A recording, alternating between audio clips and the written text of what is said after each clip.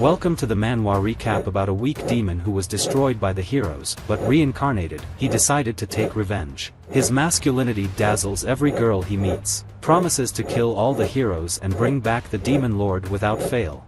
Enjoy watching. On the day of the Human-Demon Peace Conference, there is a little monster hiding and crying in the Demon Queen's castle. While the Demon Queen swims in her own blood, asking the man, why did they do this and refuse to accept peace? The man asked her if she really thought such a world could exist, a world where demons and humans would hold hands. The Demon Queen, surprised to hear this, furiously unleashes her power, calling on the underground forces to help her win. Then she jumps towards the man, swinging her arm back to attack. But the man just smiles. Suddenly the lady on the back of the Demon Queen appears. She quickly looks around, but it's too late. The lady stabs her and arrogantly asks her what she thinks about it and tells her that it cost them a lot of effort to find the poison. This poison that will affect the two of them. The Demon Queen coughs up blood from the poison, but the lady just tells her to. She can't believe that filthy creatures like her still dare to breathe. The Demon Queen grabs the lady's dress. The angry lady orders her to get her hands off and starts cutting her, screaming that she's a liar and dirty. A small monster, watching everything and crying, the man leaves the woman and tells her that the Demon Queen is immortal, so physical pain has little effect. The man said that in order to seal this thing, you have to torture it with all kinds of torture and drive its soul into a state of despair. The man said they'd have to work hard at it. The lady said the darkness must rot in the darkness. The little monster, shocked to hear this, knows he must save the Demon Queen. The Demon Queen looks up and sees a monster crying in front of her. And with a smile on her face, she calls him Archive and tells him to run away. Then one of the men grabs the queen, and the other smiles, pulling out his penknife. He says that if anything, she's no different from any other woman. Then the man rips her clothes off and screams that she can't do anything because of the poison, and now they can do anything to her. He quickly removes her clothes, exposing her inner body. The man excitedly tells her that her body is modest. And before, it was dangerous to approach just like that, but under the influence of poison, she's nothing to be taken advantage of. He descended on her and told her to get ready, for he would rape her until she was a will less doll. Archive sees this and understands how the Demon Queen protected him, cared for him and loved him unconditionally. The little monster jumps to the lady to get to her belly, and when he touches the lady's belly, he starts throwing in something that shocks the lady. After he's done casting, he lies on the ground in exhaustion. The lady was furious, and with a wave of her hand, she took his head off. She's screaming at him to get out of her way. The Demon Queen was shocked when she saw the head of her little monster. She screamed in pain and stood up to get to the Archive, but the man raised his sword and cut off her arm, causing her to fall to the ground, bleeding. The man says their blade has finally worked, and now they can begin to seal the queen. Even though she is injured, the Demon Queen is still reaching for the archivist's head, forcing herself to grab it. The man started laughing and said that the queen even feels something for her kin. She was broken by the death of a family member, a demon who took the lives of so many people. It's ridiculous to say that. A man tells her she must curse her own immortality or be sealed in purgatory. Swinging his sword, he said, let her suffer in agony with this mutilated body, Demon Lord, forever. The man smiles and laughs heartily, rejoicing in his victory. After all, now they will be calm. The lady looks at the decapitated body of that little monster and says it's trash. The man said it was time for the sealing ritual, and we must begin it immediately. Some time passes, and a girl and a man are sitting in a room waiting for their child. They don't realize that the child inside her is absorbing something and turning into another species. Because of the blood parasite, it's a parasite known to find the nests of various species of birds. At the same time, he throws his eggs from other people's nests, laying his own to incubate. Demons absorb the soul of a human embryo and plant their own in its place by forbidding technology. 6 years later, the boy has grown up and his mother calls him Elixir. The boy raises his head and looks at his mother, but deep down, he feels another life turning into a monster. He asked his mom what's wrong. The guy said his mother got his name wrong. His name is actually Archive. In a previous life, he was beheaded. Shortly before his death, he cast a spell of parasitism on one of the 8 heroes and became that woman's womb fetus. Parasitism was the only thing his magic power was good for. He was reborn as a human to bring back the Demon Lord. In fact, he became the son of a hated enemy. the child of a woman who humiliated a demon lord. The lord was everything in this world to him. With no father or mother, he didn't even know who he was. He was hatched from an egg too weak, so the demons rejected him, forcing him to live on human scraps. That's when he met her. The guys were torturing him when suddenly someone shouted at them. They turned around, got scared and ran away. The demon lord asked him who he was. It was the first time she had seen such a weak demon. She told him to raise his head, because she wanted to see his face. The girl asked him what his name was. But she got nothing in reply. Then she realized that he couldn't talk, and that's a problem. Then she suggested to him that maybe he would like to go with her. She picked him up, a demon who didn't even have a name and whose life was worthless. Soon she brought him back to her house and put him in the right room. While watching him, she saw him reading and asked him if he liked it. After a little thought, she smiled loudly and said she wanted to call it the archive. Exactly, like a book archive. Perfect for that book lover, yes. And that's where they stayed. Now it's called the archive. The girl was talking to herself, telling him why she took him into the castle. But really, she just wanted to. She said she had no family of her own. She's been alone in this castle since she was born. All the other demons and humans have families, but even though her body looks like a human's, she can't conceive a child. No matter how hard she tries, she still can't start a family. That's probably the fate of a demon lord. His mother asked Elixir why he was standing still. The boy smiled without showing it and said that everything was fine. This woman, Lieselot Alexiel, his human mother, and the one who humiliated the demon lord. Archive was filled with anger and prepared that he would definitely kill the 8 heroes and her included, because inside their bodies there are crystals in which are sealed parts of the demon lord. To kill the heroes and bring her back to life, his mission. But on the plus side, with his rebirth, he gained strength. As he was eating a tasty burger, his mother stopped him and told him he needed to eat vegetables. The demon eye is his weapon. And when she used it on her mother, she smiled and said she was wrong. His body is still weak and less effective on heroes. But even so, this female hero is easily influenced by the demonic eye. Because he is her son. The mother looked at the child and asked if it was good. In 6 years of human life, he has learned one thing. Their weakness is family. He has no problem killing this defenseless woman. He thinks a simple order to kill himself would be enough. But Saruto Alexiel, a hero, a true warrior, and his father. Remembering his words as he told the Lord that she was so vile that he didn't know what kind of man would want to seduce her, and began to abuse her face, telling other women and children to see her dirty, who were being killed and raped by his demons. He told her not to worry, even if she gets pregnant, they'll pull the fetus out by cutting her belly open, and he's ready to eat him right in front of her, just like they did to the rest of the people on Earth. Archive realized that he was still too weak to compete with this guy who had no feelings for his son. He is able to repel his magic with his spirit power alone, but the Archive has prepared a plan to finish off even such a hero. Mother told Elixir that this was their father's way. He knew he would use this woman, the hero's lover, for his plan. And then his revenge would be served. That same night, the child's father shouted that he couldn't love the child. The girl asked him why he couldn't. After all, he always said he wanted a boy. The guy said that the child is not attached to him, does not laugh and almost does not talk. The girl said that the boy should just be more open. At that time, the boy was awake and standing by the door, listening to his parents arguing. The guy kept saying he was trying to be a father, but those eyes. That boy is anything but human. He gets goosebumps just looking at him. The girl got angry and said that he was their child. The guy turned away and began to mutter that the child did not go in him, neither hair color, nor appearance, and his eyes like demons. The girl heard these words and was angry.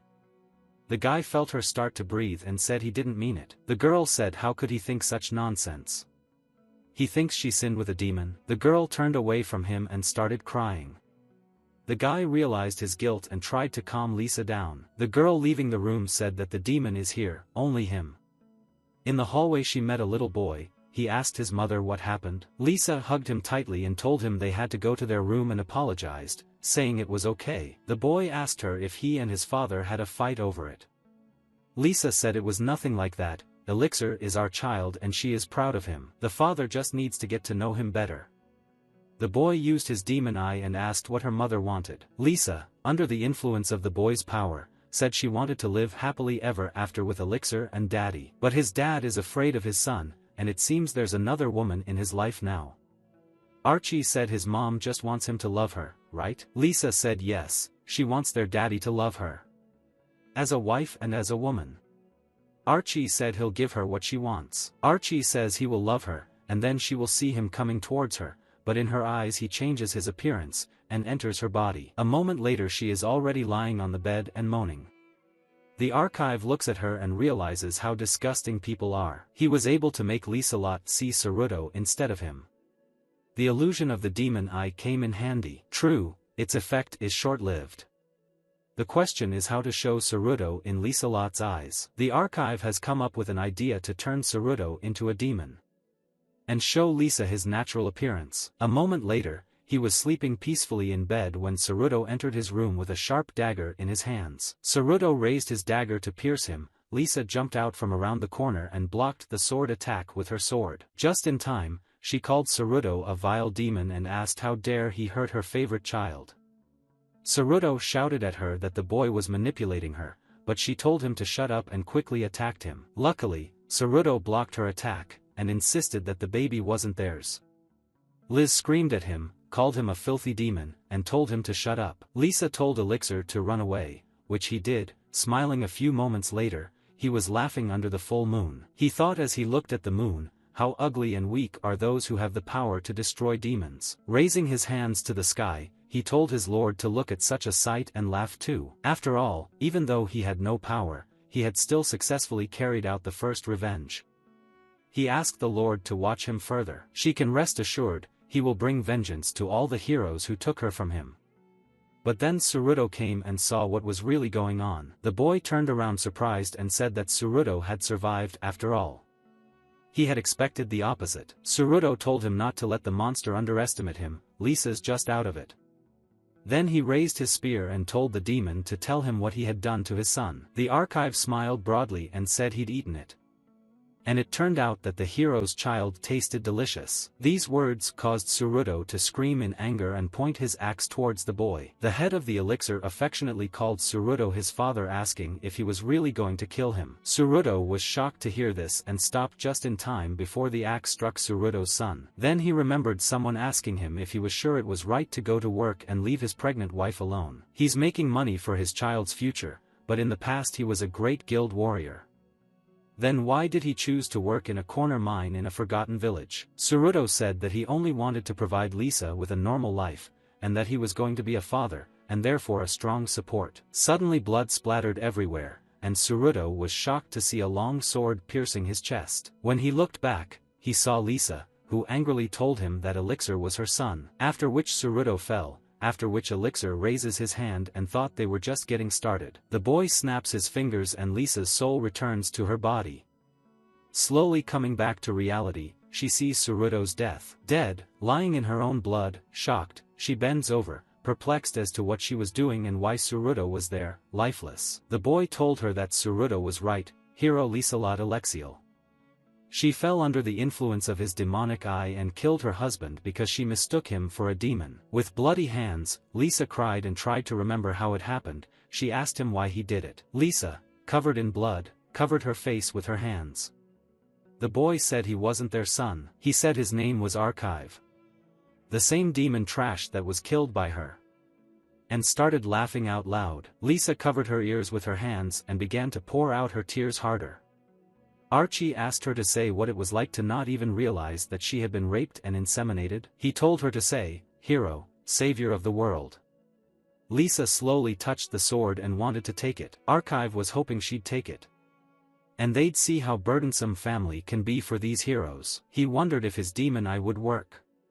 But before he could use it, Lisa had slit her throat. The archive was surprised that she took suicidal measures to get rid of everything she had and die with her sins. The archive came to her and said that the death of her husband and the realization that her son had been eaten had hit her too hard. Lisa was still in herself and touched Archive's face with her bloody hand and told him not to cry, because everything was fine, and called him her boy. She held her hand over the archivist's face and said that her mother was here and would always be there to protect him. Arch realized that these people were the ones who took the demon lord away from him, but there were some good moments when his mother brought him to a place. The boy asked, "What is here?" A frightened boy stood behind Lisa. She told him that this was the grave of her mother's family. But the best part is, her mother was killed by demons.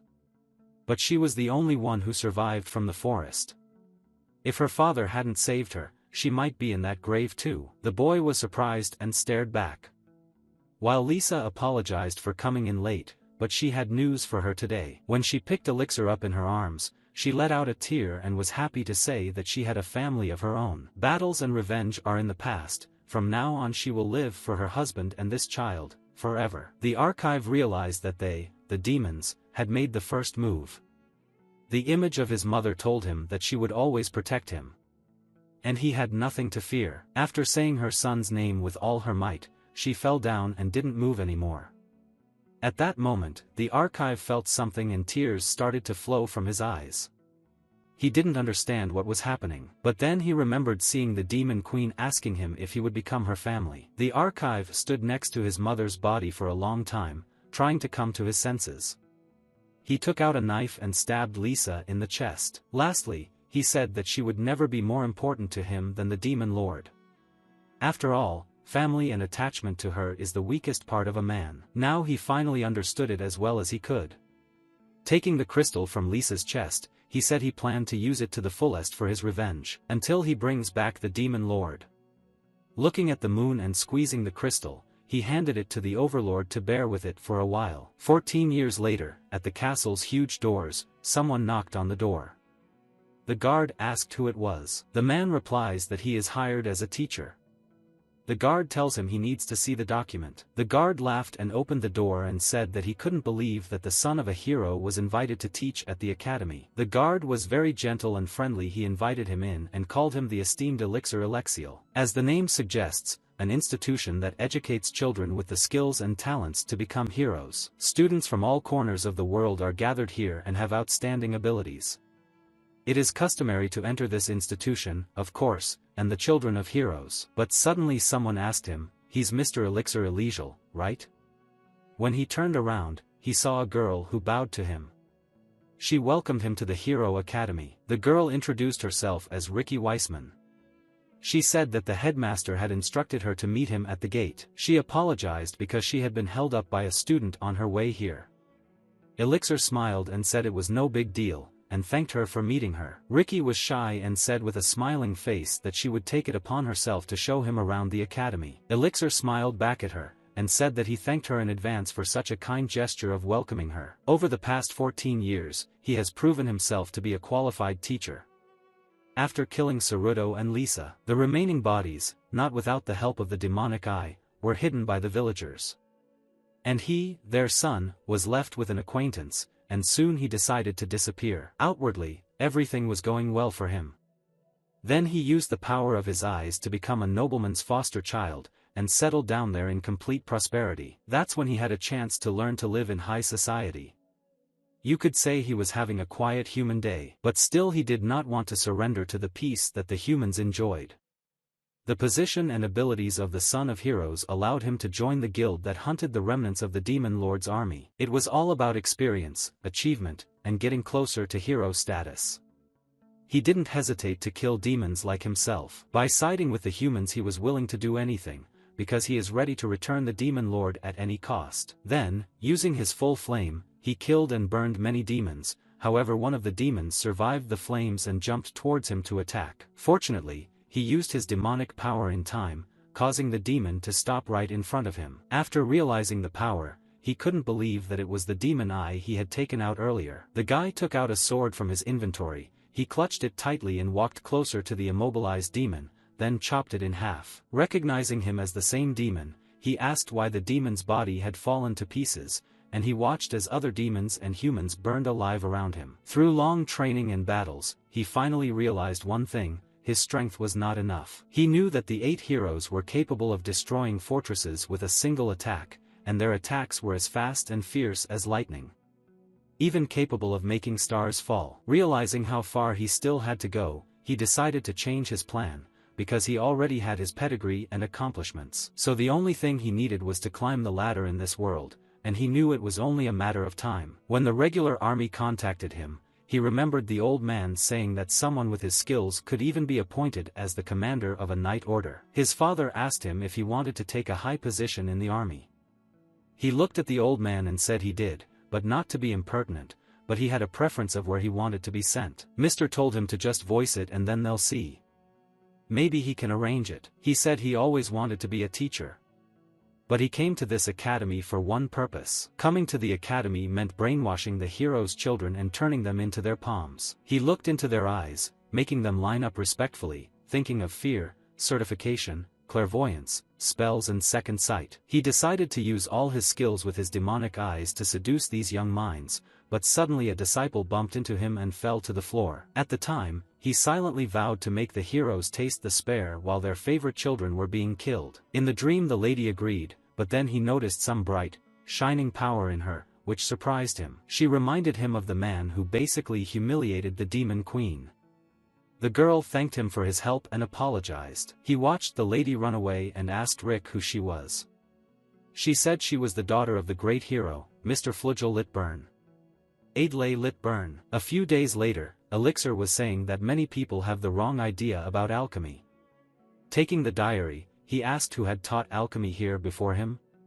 Something seems to be missing. Holding out the book, he said that people often think it's a form of magic.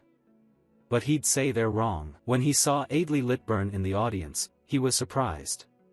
She is the daughter of Flugel Litburn, the sacred knight who sealed the demon lord. Given her knowledge, skills, graceful face and exemplary behavior, no wonder that blasphemous knight adores her. But there's one thing that bothers him. The isolation. There's no hint of any friendship. Do gifted people really prefer solitude? But suddenly, the most difficult child in the academy said that alchemy was useless. He said he didn't need a class in potions or poison making. Elixir said that alchemy inherently encompasses more than just potions and poison making. If this guy has this perception, they will change it right now. He used his power to take the paper and shred the table. Everyone was surprised and stared with their mouths open.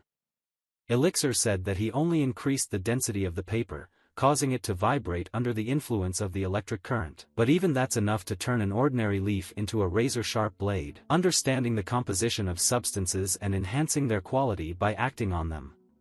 He used his power to make things fly and told the guys that's what alchemy is. At that moment, he put everything back together, and everything went back to the way it was. He asked if he had managed to get them at least a little interested. The guys began to rejoice and were surprised at what they saw. After all, they began to like this subject more from now on. Elixir looked down at them and thought that these freaks, who are so easily surprised, are going to become heroes? This is ridiculous. Seeing the child of a true hero, at least she would never be surprised. Seeing her smile, she went there with the others. The arrogant guy said he wasn't surprised that the teacher could cut up a table of paper. Elixir said he'd show you differently then. Apparently he has a knack for alchemy. Let him try to turn this water into something else. The boy stood up and said with a smile that he would. He reached over the flask and used his eyes to enchant it, and it turned into the color of fire. He asked the teacher how he felt, but then the water in the flask evaporated. The teacher said he asked to turn the water into something else. The guy said he boiled it. The elixir covered his eyes with his hand and said it was still water. And besides, instead of alchemy, he used enchantment. Elixir enchanted his eyes and said that it's worth noting, the guy's eyes are pretty good. Elixir said that he clearly has the ability, he just needs to develop it.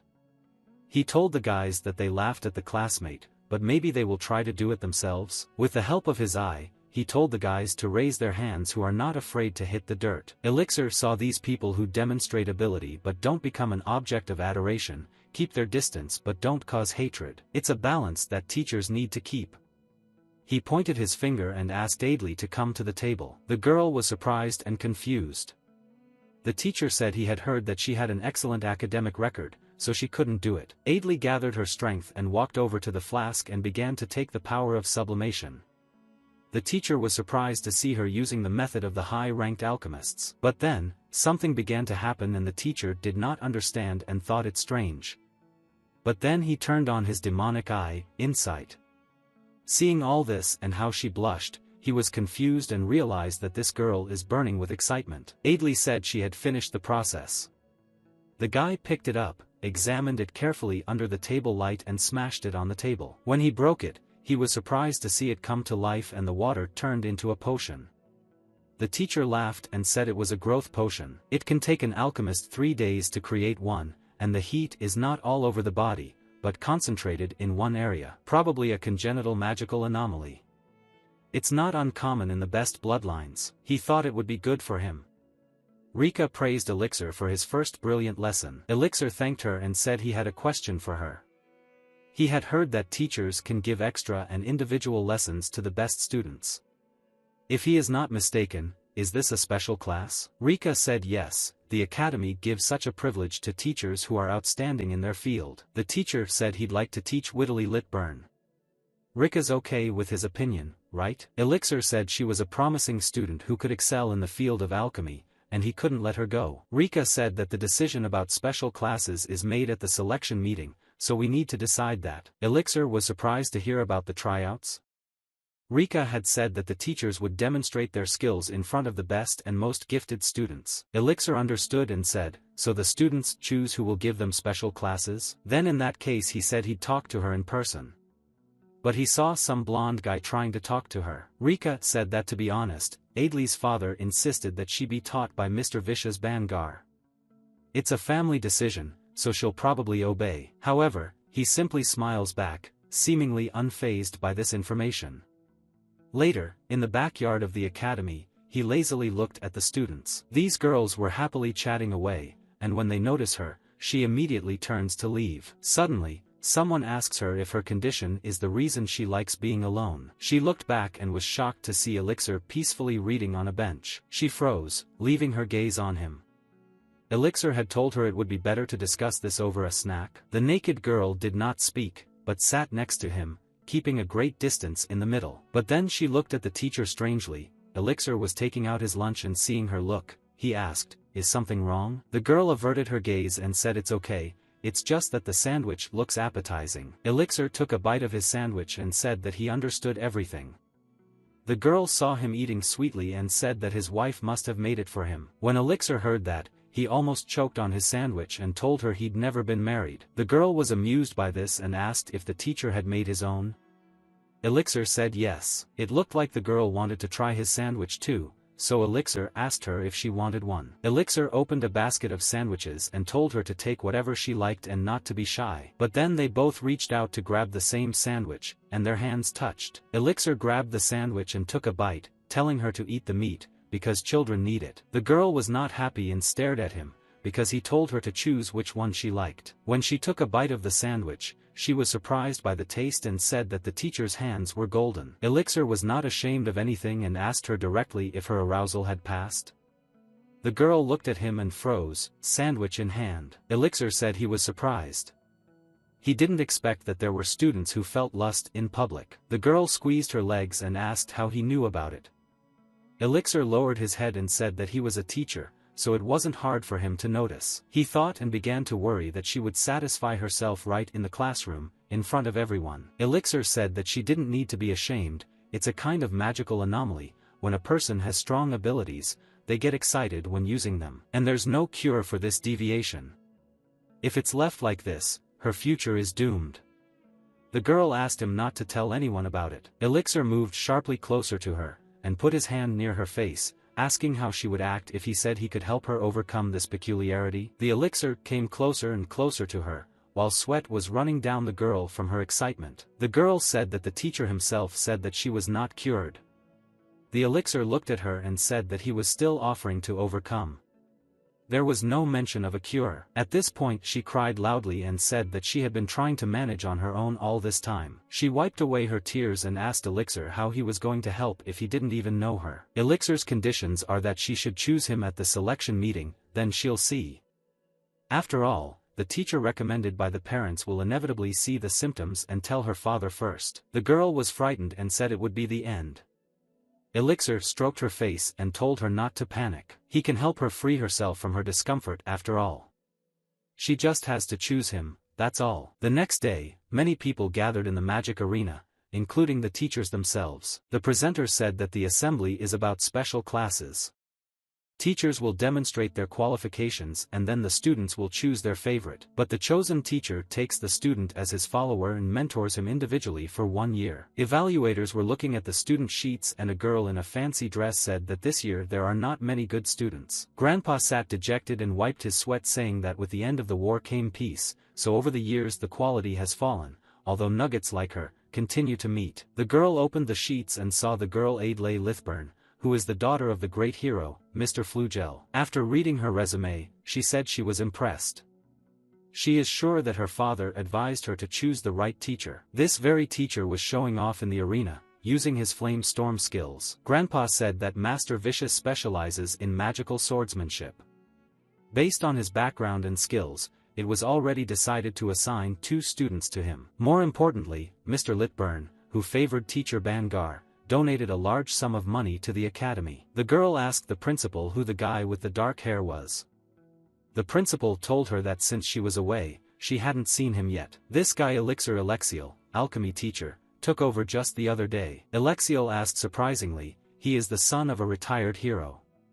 He has an ancestry, and has accomplished much himself, but he specializes in simple alchemy. The headmaster said that alchemy was clearly not something the hero's daughter should spend her time on.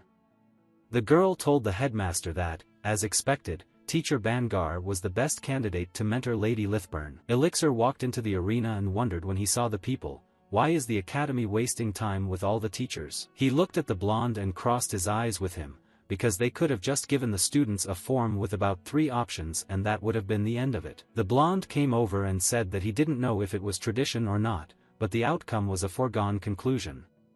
He asked Elixir if he thought so too. Elixir wasn't paying attention to him, he was interested in the girl who was looking at him from the top of the arena.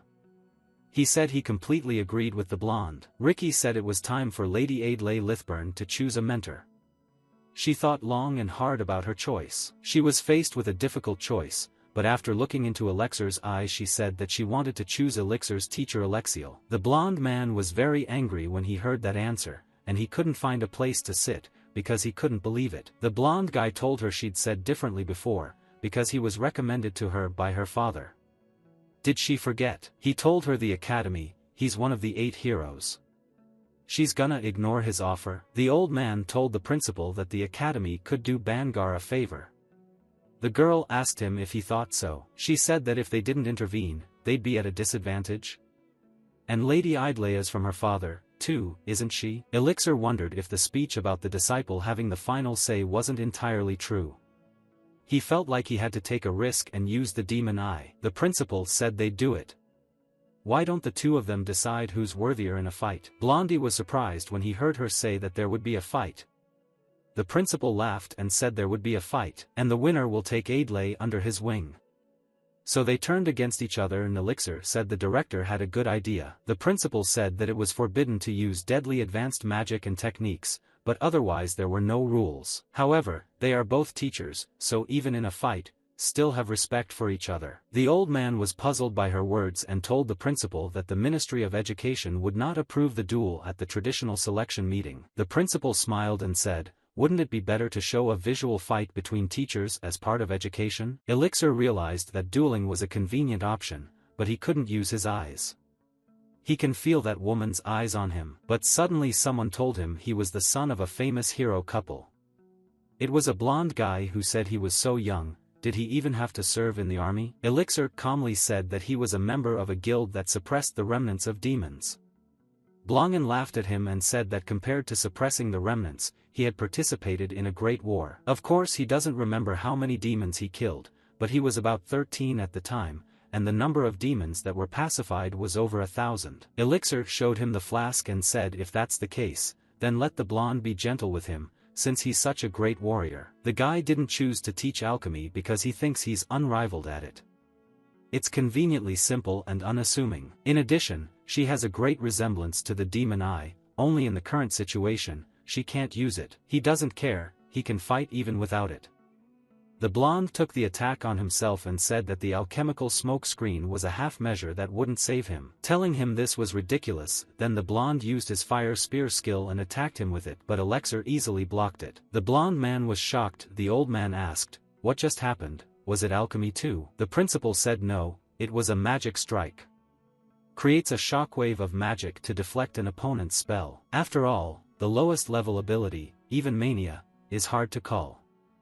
And using it requires a small amount of magical power. Even so, the technique itself is difficult, because the wrong timing of the attack will result in failure. The principal watched the fight, and licking her lips she said that it was not bad, she was beginning to like this young man. The blonde constantly attacked him with his flames, but Elixir just calmly blocked them with a magical strike. Then the blonde man tells him it's time to face his sword. Blondin attacks him with his sword, but Elixir blocks the attacks, using his staff to make Blondin not believe it. Blondin asks him how he blocks his attacks. Blondin tries his best to push his sword with anger. Elixir calmly replied that since he knew that his father was a warrior.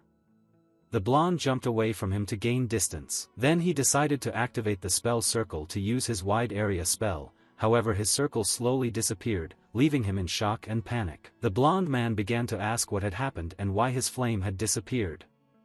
Elixir put his staff on the ground, and told him that fire magic is deadly, there's no arguing about it, and works well against most people. And yet, even with a dash of magic, fire remains itself, the element that is most dependent on the environment. Elixir saw the blonde man angry and sweaty. He said he advised him to move less or he would pass out from lack of oxygen. The blonde man choked, and you could see in his eyes that he was very angry and said it was impossible. Elixir said that oxygen is needed for combustion. The powder in that first thrown test tube heats up the surrounding space, drawing oxygen out of it. Taking it in his hands he said it's sodium bicarbonate, just treated with magic. The blonde man lowered his sword and said that the elixir heated the baking soda, causing it to burn. Elixir smiled at him and said that the blonde man was right. He asked him if he still wanted to continue. The blonde put his hands on the floor and screaming, called him a goddamn amateur, telling him to get in touch with him. Elixir immediately took his stand. Seeing the magic circle of heat, he realized that the blonde was going to use advanced magic. The blonde man took all his strength, and with a gust of eruption, he endured this heat and decided to attack him. Elixir was surprised to see how the blonde man had managed to melt the soil not with flames, but with lava flows. But then Elixir with his demonic gaze saw that the girl was in danger. She was slowly being covered in lava. Elixir activated his powers, his clairvoyance. He saw that things were bad and could end badly. The ability of the demonic eye to discern and anticipate the movement of both physical and magical entities. It also improves the explosive power of the body, but only for a short period of time, due to the excessive load. He then quickly recoiled, blocking lava in his path and lazily reached out, thinking that this was his trump card in the fight. At that moment there was a huge explosion. She opened her eyes and saw Elixir covered in smoke. Elixir asked her if she was okay. He picked up the girl and hugged her tightly and took her under his wing, protecting her with his body and abilities. Elixir got tired of it all and said he'd do it again. Does Blondie want to keep going? The next beautiful morning Elixir went out the window, sipped his warm tea, and rejoiced in his life. But then he remembered how he had been called a fool, and his clairvoyance would never help him in battle. After all, activating the demonic eye in the presence of higher officials is extremely rash. It only spoiled a humble victory. But then he didn't like the tea and started pouring it on the ground, making him frown. Clairvoyance is the ability of the demonic eye, which is also available to humans. Besides it, they can also use insight. Such things attract attention, but activation in public is not critical. Fossilization, captivity and intimidation are unique to demons. It's not a good idea to resort to them in public places. There are more abilities, but the rest are forbidden. Anyway, showing the demon eye to the principal was a mistake. He hoped she didn't pay attention. He thought he should be more careful from now on. But suddenly someone knocked on his door. It was the girl who asked if she could come in. Elixir greeted her kindly and told her to sit down. The girl was humble enough to say that she came to thank Elixir for helping her yesterday. Elixir sat with his back to her and said that he shouldn't be thanked, he was just doing his job. The girl blushed and even cried that the teacher had risked his life because of her. She was very sorry for what had happened. Elixir stood up and told her not to apologize if it was never her fault. and called her stupid. Elixir looked at her and said he was glad she wasn't hurt. And now she could sit down. When he took out her report card, he said that her grades were lower and almost none, but in principle she had excellent grades. Elixir said it was time to move on to her arousal. And since when did she start showing it? Hearing such a question, the girl blushed in embarrassment. Elixir said that he knew her situation, stop reacting like that every time, it was starting to annoy him. And finally, through tears, she decided to talk, and she said that she had it when she was 8. Elixir asked if anyone else knew. The girl lowered her head and said no one. She didn't dare tell anyone. Elixir said that she had definitely used magic in the past, and more than once. How did she cope then? The girl clutched her knees and couldn't say anything. Elixir got angry and said that he was listening carefully, he could tell everything. The girl dared to say that initially she was patient, and then at recess and after class, she would go to the bathroom. Or when she couldn't hold on without being seen, she'd do it under the desk. She started crying in shame and said she hated it. She's just tired of it all. She can't make friends because of her disability, and boys always look at her weird. Every time she has to use magic, it's like she's going crazy. I just can't take it anymore. Elixir took his hand and wiped away the tears that were streaming from her eyes. He told her not to worry. After all, she had chosen his mentor, he would help her cope. The girl was surprised and asked him if it was true. And how could he help her? Elixir said that he would tell her everything, and the method is very simple. This magical absorption crystal. As the name suggests, it absorbs and stores magical energy. It's a great joke for practicing with magic release. It doesn't get destroyed and absorbing large amounts of it. From now on, she has to release energy until it's broken. The girl said she can't do that. Elixir said he's not forcing her, she has to decide for herself first. And the offer was only made because he was interested in her rare anomaly. He gives her a pattern and she overcomes it. A coincidence of interests, nothing more. And so she will want to or not? The girl hesitated for a long time and finally said that she would try it. When she put her hands on the ball, something started to happen. The magic began to cover her, and because of all her strength, she didn't give up. Elixir watched all this and was silent. He realized that it was astonishing, because he had never seen the release of such amounts of energy. She is the daughter of a hero for a reason, and the magical attribute of Snow White. Universal power, which is available to all types of magic, but has a high probability of mutating into another attribute under the experience of puberty. In other words, it is easy to become an attribute of not only fire or water, but also darkness. If it is nurtured, then along with the demon I will even kill it. But then something strange started happening, water started dripping out of her. She told the teacher she couldn't take it anymore. He grabbed her hand and said that was enough for now. Now she must listen to further instructions. He told her not to touch herself. Let her keep practicing and she has to keep it up for 3 days. The girl blushed and was surprised when she heard the assignment. Elixir asked her if she could do it or not. The girl was surprised. What, 3 more days? Since today? She couldn't believe it, because she couldn't bear it anymore. Elixir said that if she can't stand it and loses it, she should think that this conversation never happened. And he doesn't advise her to hide to caress herself secretly either. He'll know everything from the look in her eyes anyway. And now she can go back to her class, said Elixir. And they'll continue at the same time tomorrow. Elixir knew the girl wasn't aware of it, and understandably so, her deviation isn't really a disadvantage. If curbed, it can even increase potential. There are, of course, other options for coping, but he keeps them quiet for one reason. The girl must depend only on him. When she left the room she found herself in a long corridor where there were no people at all, at this moment she thought. When she got home that evening, she was saddened by Elixir's words. The next day, as she walked through the classroom, she was mocked again. Going somewhere private, she thought to herself. But then she remembered that Elixir had told her that if she fell off, this conversation wouldn't even happen. Through her tears she resisted, but she kept telling herself that she couldn't take it anymore. But then she calmed down and sat alone in silence for a long time. 3 days later, in math class, the teacher told Adlai Lithburn to solve the problem. The girl couldn't get up and fainted, then she saw a memory from her childhood as she screamed to her father. She was the luckiest girl who was so strong that she was able to create a potion at a young age. Her father petted her and told her she was a good girl, because she had done very well. Opening her eyes slowly, she thought that her father was standing in front of her.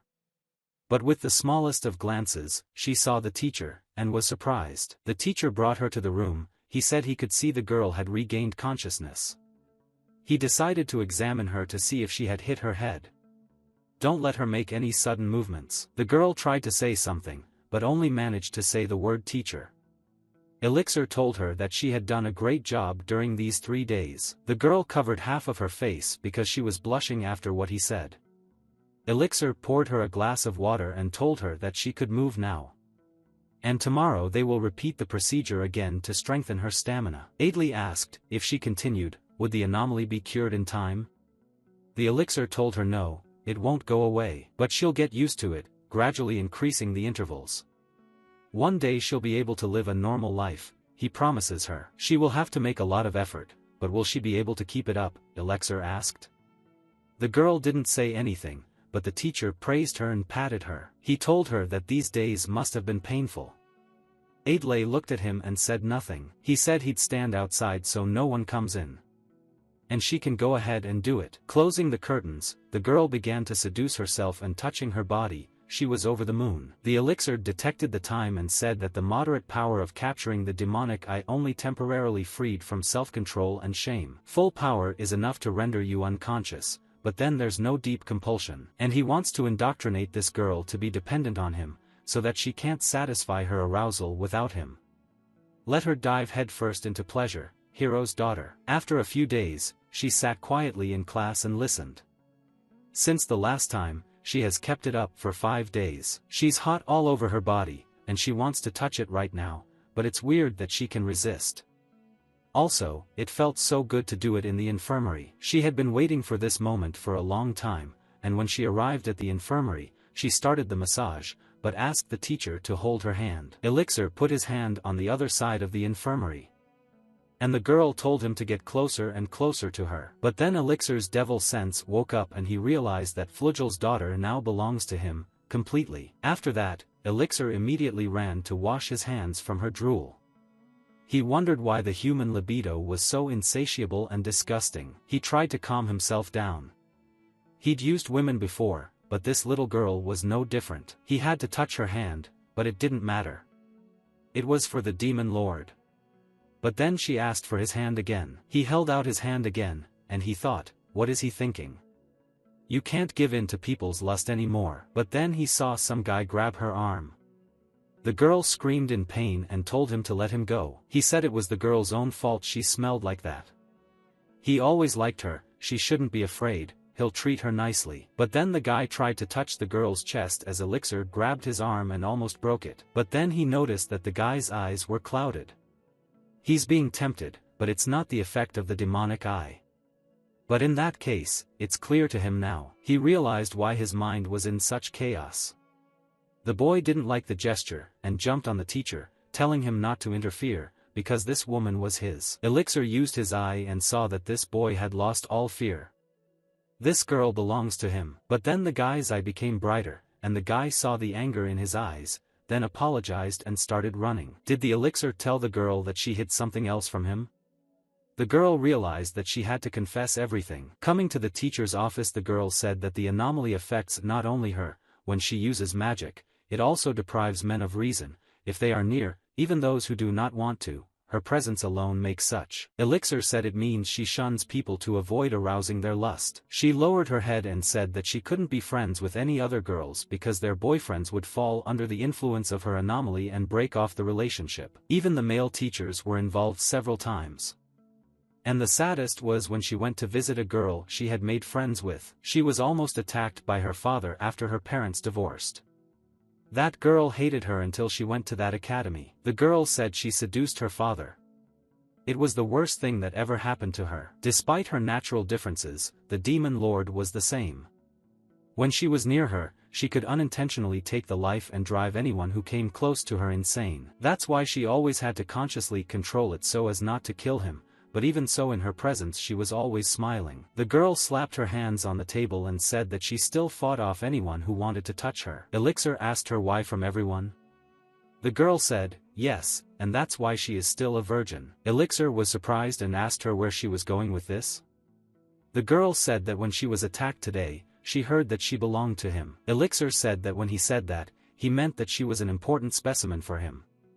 When she heard the words important, the girl blushed and was embarrassed. Elixir watched her and saw that aloofness was fine, but seduction. Should we deal with this problem before other students or teachers attack? Adlai said she heard that he's also a hero's baby, like her. And who exactly are his parents? Elixir lowered his head and said that they disappeared when he was still a child. He was raised by his aristocrat foster parents. The girl felt sorry for him and said she was sorry she had asked him about this unpleasant matter. Elixir put down his mug of tea and said that they were elderly and had no children of their own. And they loved him as if he were their own grandson. They died after he left home. But the memories of them stayed with him forever. Adlai understood and asked, so he has no family left now? Elixir squirmed in his chair and said that there was someone who wanted to be his family, and he had sworn to devote himself to him, only he was gone. Adlai asked if she could take her place. And she apologized for being so sudden, it's just that the teacher is for her. To avoid making a mistake, Elixir realized what she wanted to say and used the demon eye and ordered her to get excited. She was so excited that she asked the teacher to come close to her and hug her very tightly. Elixir began to caress her as her friend grabbed her by the throat and told Adlai that this feeling was not love, but just lust. She can use him for sexual gratification, but mark her place so he never hears it again. Adlai started crying and breathing very strangely. When Elixir saw her and what he did, he realized his mistake. The next day, Elixir told the boys that today he would explain what an alchemical catalyst was. But first of all, a catalyst. But then he thought about it and didn't realize what was happening to him. Everything would have gone according to plan, he just had to support Adlai. The chalk in his hands broke from the anger he was drawing on the blackboard. After all, he had ingratiated himself to people, become with women for the sake of his career, even tolerate the killing of his own kind, but here he remembered how the girl asked him to take the place of that man. Elixir wondered if she could take the demon lord's place. As he was leaving class, Adlai caught up with him and stopped him. Elixir stopped and asked why she was chasing him. Adlai let out a tear and said she wanted to apologize. She has very vague memories of having done something because of her anomaly. Elixir saw that she didn't remember him strangling her a couple hours ago, using captivity. That's on him, but why is the girl pissing him off? Elixir waved his hand and said she had nothing to apologize for. Special lesson after lunch, let her go back to class. Adlai said that she didn't tell him about how her anomaly affects others because she didn't want to be rejected by him. Only her teacher wouldn't leave her side.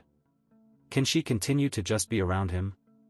He may not touch her. It doesn't matter. She tried to touch him and said he was the only one who could help her. Elixir saw a memory from the past as the demon queen was dying, saying she loved him very much. Elixir didn't say anything and started walking away. The girl said that even if it was just his dreams, she was still very happy that the teacher would get to know her better and try to help her. Elixir said not to misunderstand him, he doesn't reject her and doesn't mind touching her, but he doesn't want her to run after him like that. Like he said, they have a special class in the afternoon.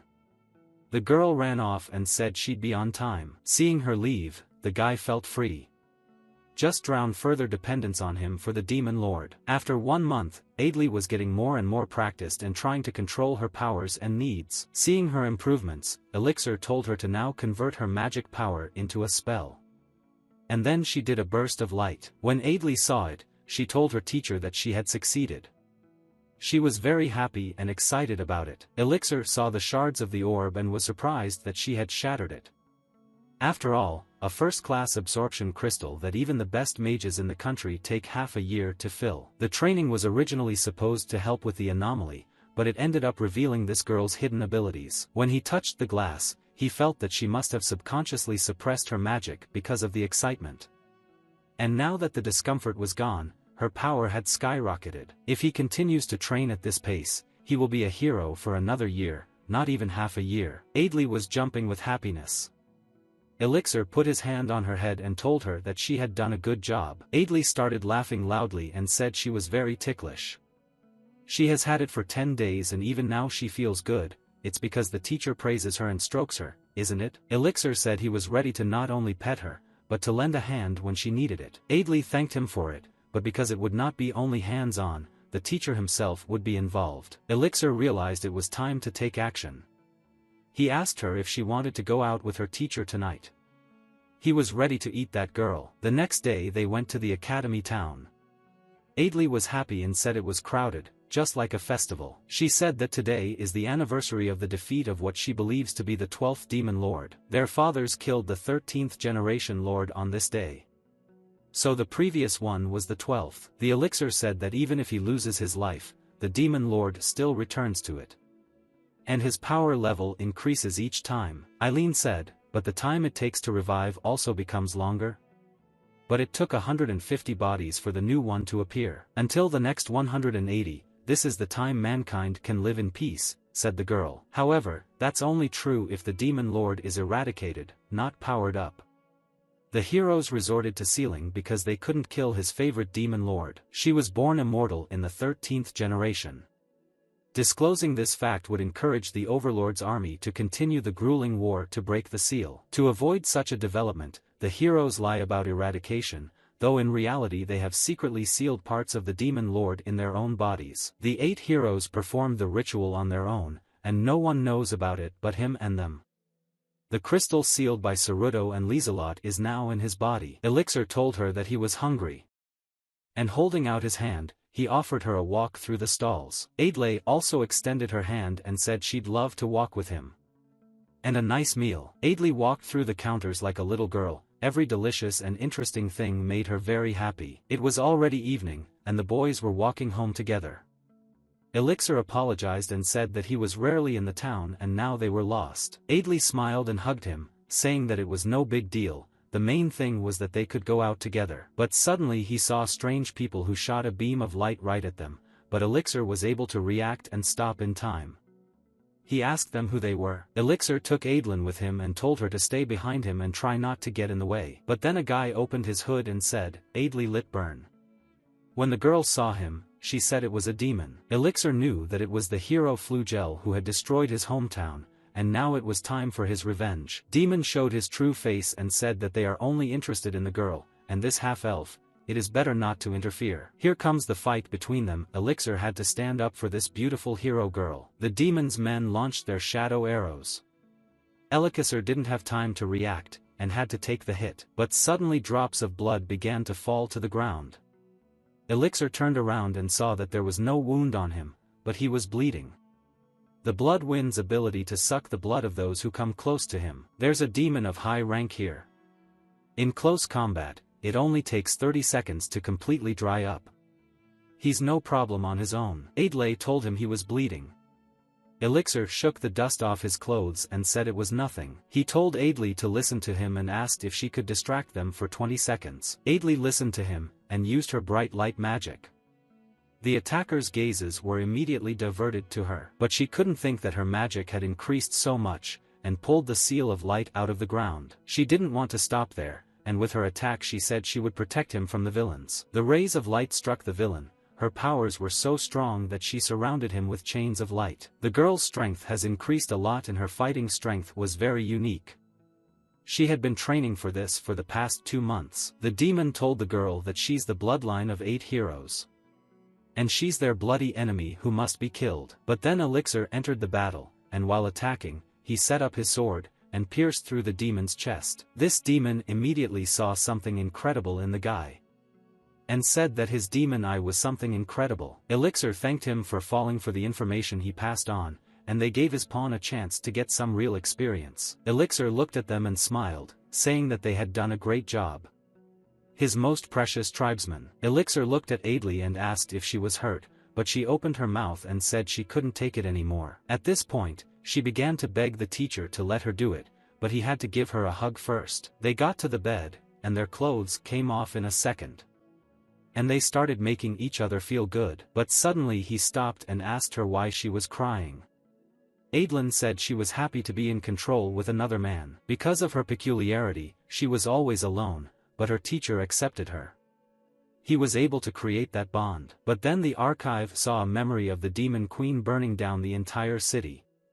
But then she heard strange noises. Looking around she saw a baby in a basket. She picked him up and said he was a sweet, affectionate baby and let him snuggle up to his mommy's breast. But then, something happened and the baby in the arms of the demon queen began to disappear. She did not understand what was happening. She began to wonder why she was alone. Why is she the demon lord? And started crying with grief. But then the archive saw her and reached out his hand, but when he came to his senses he saw Adlin in front of him. When he woke up at night, he saw her next to him, and started to think he'd slept with the hero's daughter. He realized how it happened, he just imagined a demon lord in her place. But then a hand touched him. Adlin stood naked in front of him and asked if he was having a nightmare. Elixir told her to go back to sleep and ignore it. It was the beginning of the 5th night. She said she had to get back to the dormitory before dawn, and took the guy and kissed him hard. After licking him she apologized and said that he had said not to ask for such a thing, but could he let her into the corner of his heart. I wish he'd let her hold his hand when he has another nightmare. She'd do anything for him. Elixir took his hand away and told her not to flirt with adults. Adlin took it and held it to her chest. Elixir said she was getting too carried away, he wasn't a child. He remembered the demon queen telling him to hold the baby against his mother's breast. She told him that everything was fine and she was there for him. Of all the lullabies, only this girl is worthy of him. Elixir got up first thing in the morning and saw Adlin next to him. But then he used his eye and started stroking her. But then he realized he'd made a mistake.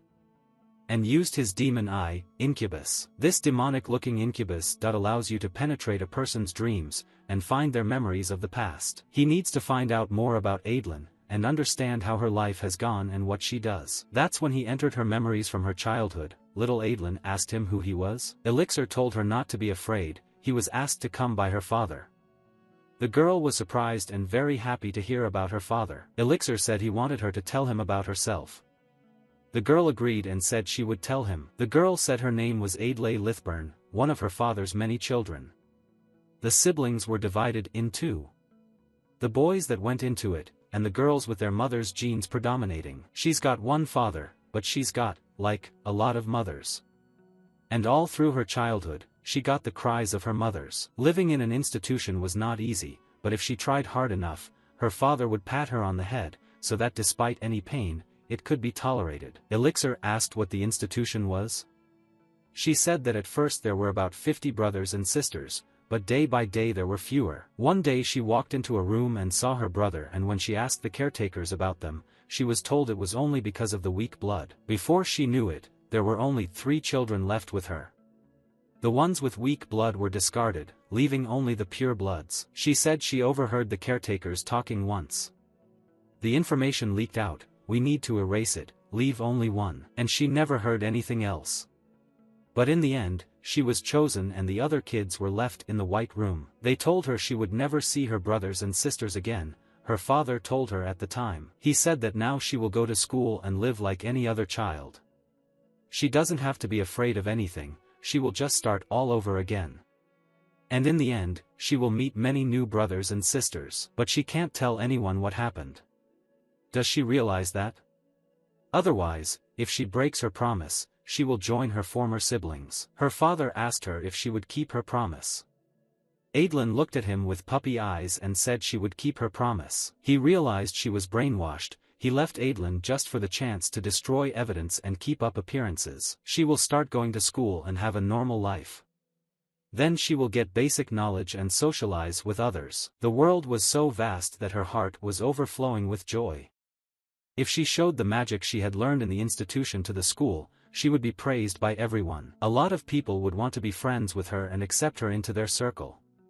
But that's just what she thought, but it wasn't that smooth. But the genetic peculiarity of her body did not allow contact with others. And every day she cried incessantly and was lonely. She begged for someone to find her. But then Elixir came to her and hugged her tightly. But then she realized that she has a man whose hands are much cooler and more gentle than her father's. And now for his sake she would do anything. But then she woke up and said that she was very fond of the teacher. Elixir said that he had to admit that he was fond of her too, even if only slightly. Elixir wiped away her tears and said that he never thought he would one day have such feelings for a person, and yet he doesn't love her and doesn't deserve to be loved. Elixir held out his hand and apologized to Adlin, saying that meeting her had only strengthened his resolve. But he would definitely kill her father. Father Adlin sat at his throne and was surprised about the demon eye. The blonde man said yes. The blonde man said that one of his powers was probably clairvoyance. Father Adlin said that clairvoyance is human. It's the only excuse he has for his defeat. Blondie said there were other strange things about him. For example, Lord knew that his hero's parents were missing. Mrs. Lieselot left him in the care of her foster father, but he was against her marriage to Mr. Ceruto, so she didn't have any contact with him. Not only that, but when he got back on his feet, both foster parents died and the inheritance was signed over to him, even though they didn't have kids of their own. It still looks weird. He's definitely not that easy. The Lord said he recommended him to mentor Adli so he could keep an eye on her. You couldn't let any bugs near her precious daughter. But the demon eye brings back memories. Elixir Alexiel, I must see him. 1 month passed, Elixir was still teaching at the academy. And her student, Adlin, was still learning from him. Adli's training in overcoming her physical peculiarity is going well, so that others begin to be friends with her. Adlin was sitting in class when suddenly a girl next to her started poking her with a pen. She showed her something in her notebook and smiled. Adli's features have more advantages than disadvantages. Her hot flashes can be transformed into a state where human abilities are pushed to the limit. Having been taught that, having suffered inconvenience, pleasure awaited her, Adlin began to listen to him in everything. Another half a year, and it will be a ready-made weapon for killing heroes. The transformation of the attribute of Snow White magic is already underway, but what kind of color will be better? But suddenly all the doors opened and a girl came in, shouting to the teacher Alexiel. He turned around and looked at her. He asked her what was wrong. She was so out of breath. Ricky said the academy director was calling her in. Director, Elixir was surprised. Did he really know about the demon raid that month? No, there were no eyewitnesses. He had taken care of it with his demonic eye and covered up any traces. What, then, is the reason? Elixir knocked on the office. The principal said that since he's already here, he can come in. When he came in, he was surprised. The girl apologized for the suddenness of it, but someone wants to meet him. Let him see, he's got a hell of a man here. He was wondering why him. It was Flugel Litburn. He extended his hand and said it was a pleasure to meet you. He's tutoring her daughter. Elixir, seeing his hand, began to cheer himself up and his thoughts told himself to calm down and not to say too much. He knew that if he lost his temper now, it would all be for nothing. He still didn't have enough strength to deal with him. He knew he couldn't make a mistake and let this moment go. And deal with the future as he should. Elixir smiled and told Mr. Litburn that his parents had told him a lot about him. And thanked him for taking care of them during the war. And he was honored to meet him in person. Elixir said to himself that he should not be hostile or afraid of him. He should answer politely, but he should not hide his confidence. Litburn said that the boy's parents, Ceruto and Lieselot, would probably curse him, since they were the ones who took care of him. Elixir said that he was sure they weren't telling all good stories, but to subdue the demon lord without his decisive wisdom would definitely not be possible. Litburn said that the guy is flattered, but he's honest. He doesn't reproach him for his opinion. Although, as a friend, he has done nothing for his parents. Elixir said that her mother had flowers in her garden, which she cared for with all her heart. As she told him, they were given to her by a friend on the occasion of marriage, so that her love with her father would take deep roots and would not fade for many years. And Litburn was the only one who blessed their wedding when everyone else refused to acknowledge. But saying that, her mother smiled. Litburn was surprised and asked if it was Lisa. He suggested that he would like to visit his daughter, but he hadn't been to the academy since the new building was built. And to be honest, he's a little uncomfortable in the presence of a teacher.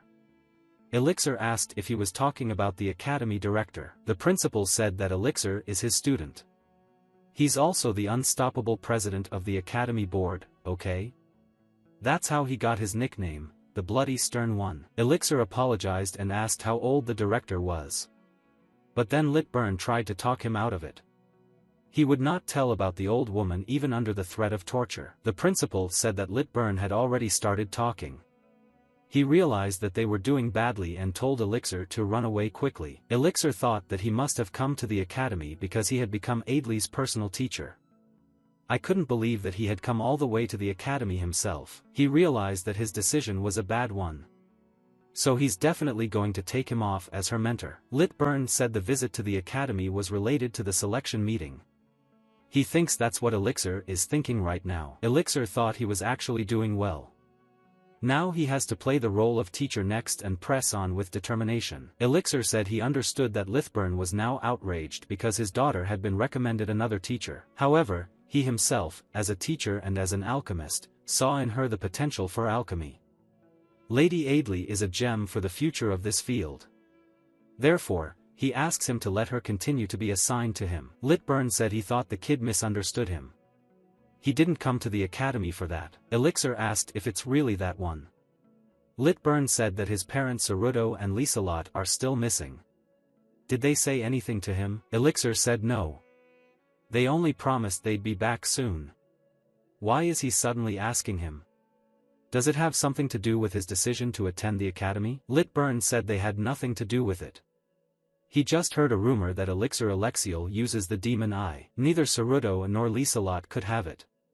It's mostly transmitted by blood, but yes, there are abnormal cases. But then he went up to the guy and told him his hair was black. Liz is blonde, and so is Ceruto. Elixir said that he must be descended from his grandfather on his mother's side.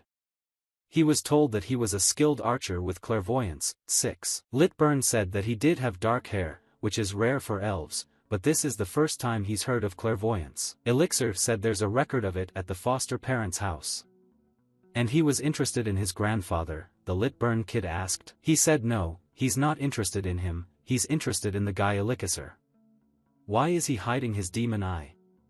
It would guarantee him a good future in the regular army. Elixir thought long and hard about what to say and said the man was right.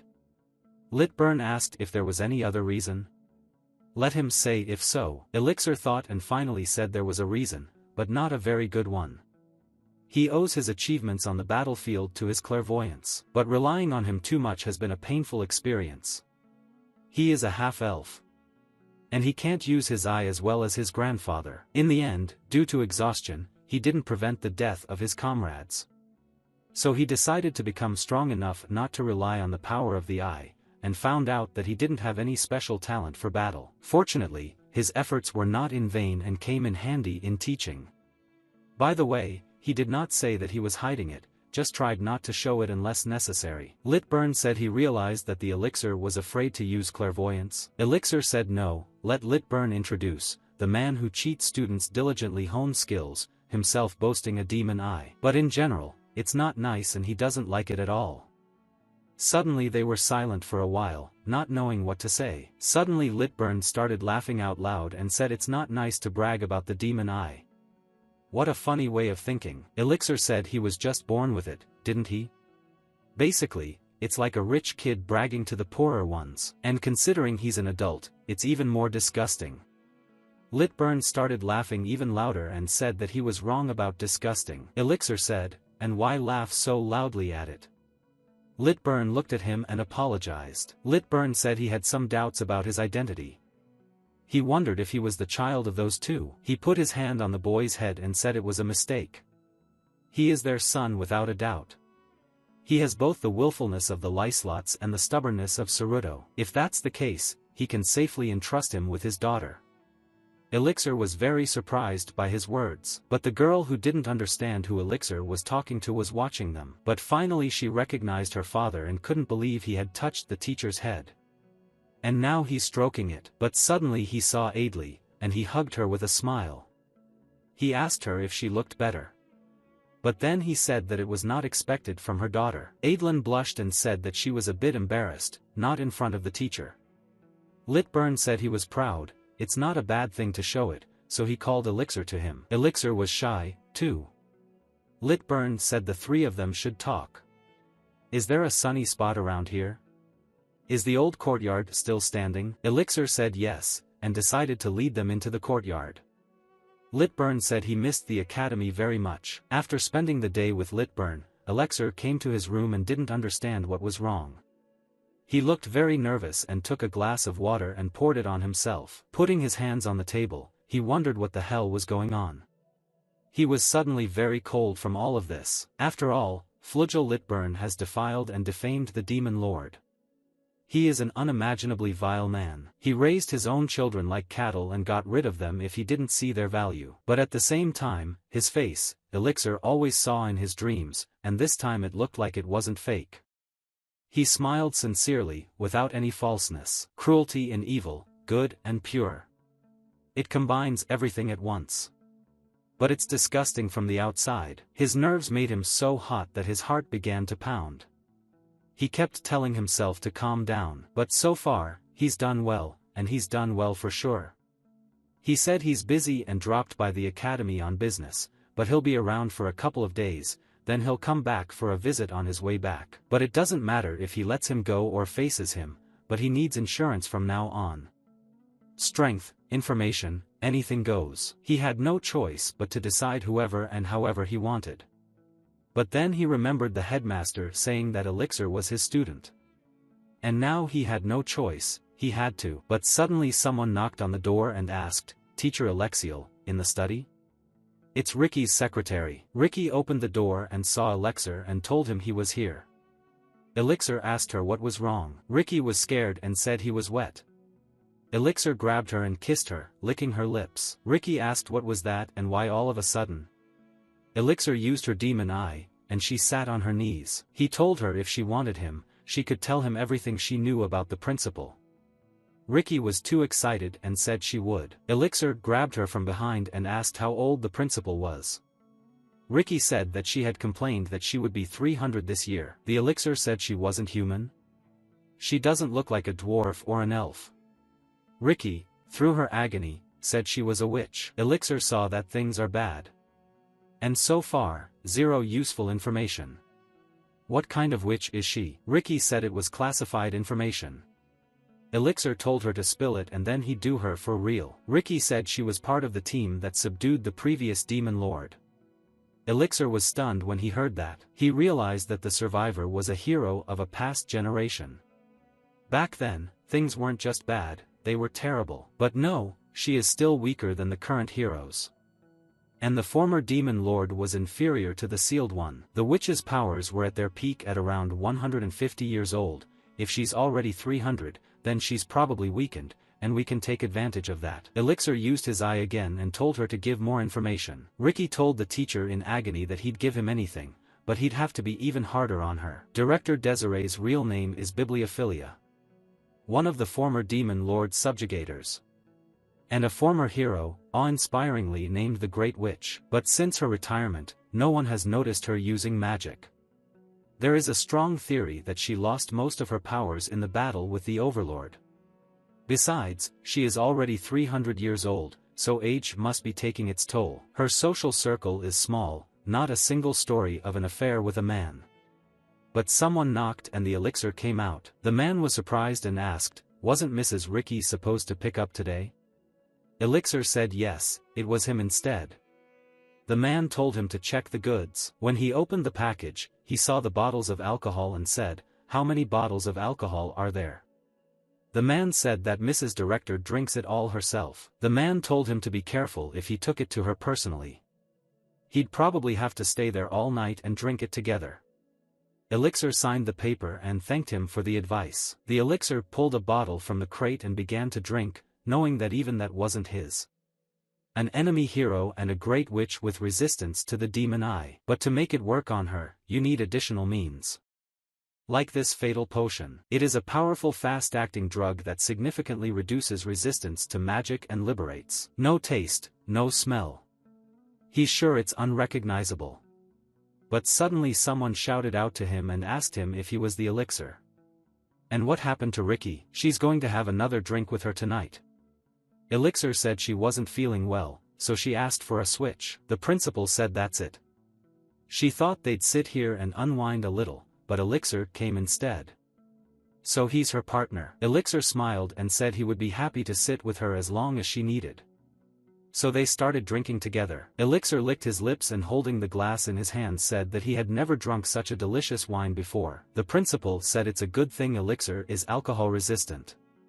Rika has trouble with it, she gets sick almost immediately. Elixir smiled and told her to call him anytime she wanted to drink such delicious wine. The director was surprised and asked Elixir, would he really be okay with it? If he hangs out with an old woman like that, he'll run away from the young one right away. Elixir heard these words and spat out the wine and said that he asked her not to say such nonsense. The principal said, did she really hit the bullseye? But she's really messing with him. After all, Elixir is a good-looking guy, so he must be popular with the students, and the teacher is a naughty boy. Elixir opened the next smile and said that there is no such thing. He means that Mrs. Director is not an old woman. When he first saw her, he found her very beautiful and attractive. He pretends to be calm, but now they're alone. And the excitement is making itself felt. Elixir asked her if she knew what he was talking about. The principal denies it and tells him to stop bullying her.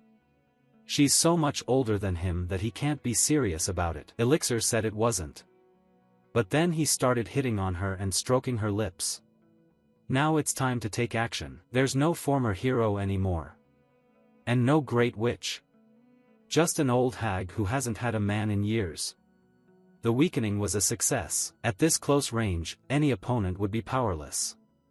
Using part oblivion and part captivity, she becomes his completely. The effects of the demonic eye of oblivion will make her forget everything she said in 30 minutes. The former hero has fallen, now she's his puppet. He can take them out on his own. But then she clutched him to her chest and told him he was screwed. He underestimates heroes too much. Elixir didn't understand what was happening. He was sure that the demon eye had definitely worked. But then he realized that it was a woman, she was not a human or a witch. She was empty inside. The elixir said she could use the demon eye. Oblivion, captivity, epiphany. I wonder if there's more. This is the first time he's ever seen the same eye be able to activate different abilities at will. But then he realized that he had to resolve this situation at least. And he started to excite her even more. The principal said she doesn't advise him to do that. He should realize that the sound of fighting here will attract other teachers, right? But then she said that if that was the case, she opened the gate. At that moment, a magical portal opened and started pulling him in. Magical hands began to embrace him from different sides and pull him inside. He didn't understand what kind of magic this was. After passing through the magical portal, he found himself in a place that was unfamiliar to him, where it was very dark and the place was built with large pillars. Elixir asked where he was. But then a voice from behind said that he was welcoming the boy into his maze. It was the principal sitting on her throne. She said she was asking him to stop asking such stupid questions. A teacher who teaches magic should have a clue. Elixir looked at her angrily and said it was the quasi-maze. It is the forbidden magic of legendary witches. It is created to catch and hold a target. One can only get out of it if he defeats the witch. Inside the labyrinth, her aging process is halted and her powers are doubled. The space is absolutely dominated by the witch. The principal said the guy was right. Elixir looked at her and asked, so he's completely set up? The principal said that he thought he was the only one. Even though she used a doll, she still fell under his demonic eye of oblivion and will forget their conversation in exactly 30 minutes. But it's a good thing the witch has a high resistance to captivity at least. Elixir asked, didn't she lure him into the labyrinth on purpose? The principal said yes, but alas, there she was completely defenseless. And then she showed her eye, which is in the middle of her chest. And then she pulls the sword out of her chest. She thought hard and asked why she shouldn't take her frustration out on him. After all, he's in foreign territory. Elixir was angry and didn't want to give up without a fight. At that moment he opened his portal and expressed his cane with it. Elixir didn't hesitate and used his clairvoyance attack. The principal didn't stay silent either and attacked him with raging beams. Elixir told himself that he should forget about defeat. Now he had to do whatever it took to survive. But the beams were attacking him from different directions, so he decided to shorten the distance, and bind the witch in close combat. But then she spotted him and launched a magic transformation attack. And fusion, absolute light. Elixir was very surprised to see this, and froze for a moment. the principal decided to test her attack on him and attacked him with a beam of light. Elixir was so angry and surprised by the witch's abilities that he took the attack on his cane. The force was so great that he was pushed backwards. But then there was a big explosion. The girl was surprised and said she had underestimated the guy. He was able to repel her magic with a special magical strike. But it's a pity that only his blade broke. But in a moment, his blade began to regenerate by itself. The girl was surprised that it was not an ordinary good sword, but a handmade mercury sword. The girl insulted him and asked him if he was thinking of becoming a blacksmith. Elixir knew it was useless to say it out loud. He knows no matter how much effort he puts in, the son of weapons, the supreme flame of his talent, will never compare to the level of a hero. Just as he was an incapable demon, nothing changed when he was reborn as a human. But even so, he's still here. And when he saw his demon queen in front of him, he said he wasn't going to give up. In the darkness howled beams of light from his eyes, which shone brightly and viciously, highlighting some lines behind him. The girl asked if he was kidding. Did he think physical magic could defeat her? And it started out so interesting. But then she realized that the elixir was using a mercury trick.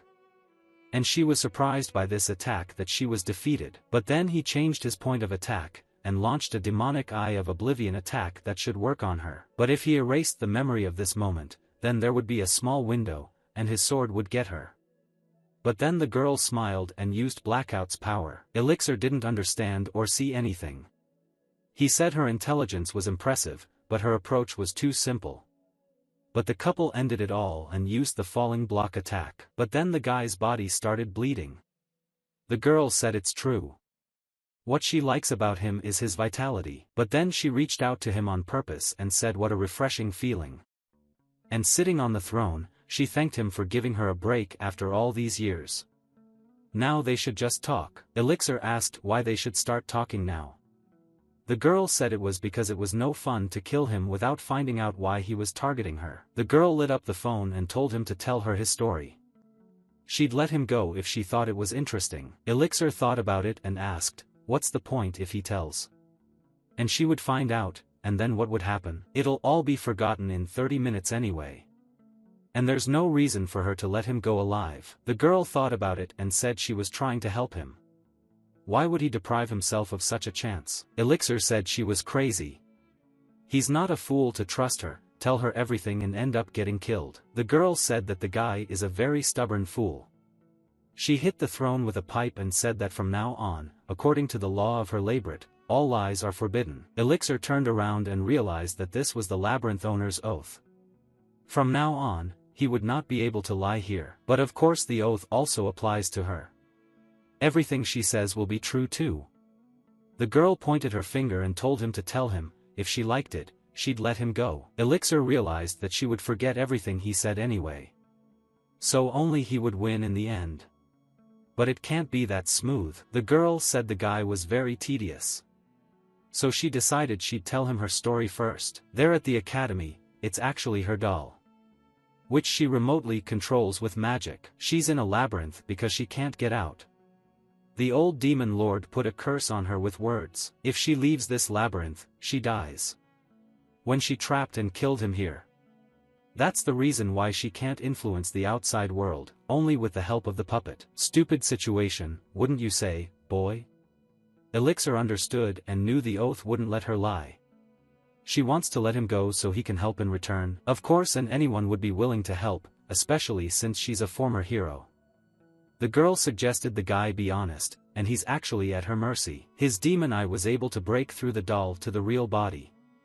She was interested in him, so why not find out more about him? Elixir realized there was no other option. He said that he was a demon, came to the academy to kill the 8 heroes, and resurrect the 13th demon lord. He told her everything he'd never told anyone before. And how he'd parasitized a child and killed her parents, and how he'd treated Adley and made her his pawn. And the urge to kill heroes. The girl began to mock him with her squeaky laugh. Elixir asked what was happening to her. The girl said that now she understands cruelty. Most of all she liked the part about eating the soul of the child of the heroes and how the mother was forced to kill the father. That's the most disgusting story she's ever heard. How charming and entertaining. It's a pity she's not his target. Elixir asked what's so interesting. She's actually really sick. The girl said she's actually a former hero, and they all fall into three main categories. First, ordinary guys with just extreme skill and physical endurance. The second are the righteous who sincerely want to save people and their acquaintances with minimal sacrifice. And the third are those who find no meaning in their existence all wars. Now does the guy understand what she wants? Since he's planning to kill 8 heroes to free the sealed demon lord, she's all for it. It'll be fun. Elixir got angry and asked loudly, isn't she, as a former hero, on the side of the people? The girl told the archives, she needs to make a war like hell. She's going crazy with boredom in this maze. Let him make her heart beat faster with the devastation he brings. And she didn't take sides in the first place. In the last war, I stood up for the humans simply because they were weak enough to be exterminated. Elixir now understood what this girl had in mind. It's more fun to fight for the weaker ones, isn't it? He's beneath people, beneath witches, beneath heroes, beneath everyone. The girl said she can see the guys starting to get it. He's in big trouble, Flugel and Shiage from picking apart his personality, right? So why don't she give him a little help? The girl went up to the guy and caressed him with her hand. The girl asked him if he would help her. But he realizes she can't get out of here, so she can only advise him. Elixir grabbed her and told her to tell him what his weakness is. What is Flugel Litburn's weakness? What can he do to defeat him? The girl said he needs to take it easy for starters. So he has no weaknesses as such. In a one-on-one battle, Elixir would inevitably lose to him. Even using his daughter in her current state, Elixir said he knows that without her. The girl said that instead of weaknesses, she could tell him about his hobbies. Elixir asked, and what use is he to them? The girl asked if he knew what he was called during the heroic days. He was called the Demon Eye Hunter.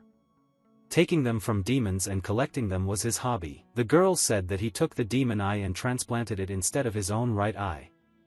Elixir said it's nonsense. Humans can't handle the demon eye because the nerves will be destroyed, and the brain won't be able to withstand it either. The girl said that he's transplanting disposable nerve endings because he's been actively conducting magical experiments on humans. He has access to all kinds of materials. Elixir said it was impossible anyway. How many victims would be needed? But then he remembered the children his daughter had told him about. He realized that Adlin's brothers and sisters, they were material for him. The girl said yes, that's how he learned to use the demon eye. He has no abilities, but the demonic eye has them. Elixir realized that weaknesses are definitely there and options to use them too. It may be tricky, but it's still possible to deal with him. The girl said he's using the demon eye right now. Fossilization, given that it involves eye contact, that's already his weakness, right? Just how to create a situation for him where he has to use his eye. She likes the elixir a lot, but she also finds that damn harsh one entertaining. Elixir said, she's all ready, what's so busy about that bastard? The girl said, he's shallow, his every action is for the good of the people.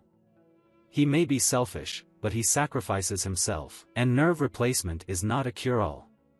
If you keep using the eye, it will eventually go crazy. Isn't knowing this and still going on, the highest form of self-sacrifice? Only children with strong genes are chosen as successors to defeat the demon lord. In the same way, those who are useless from birth are left for the sake of the nerves for the eye of the successor. Even though the method is radical, everyone contributes to the overthrow of the future demon lord.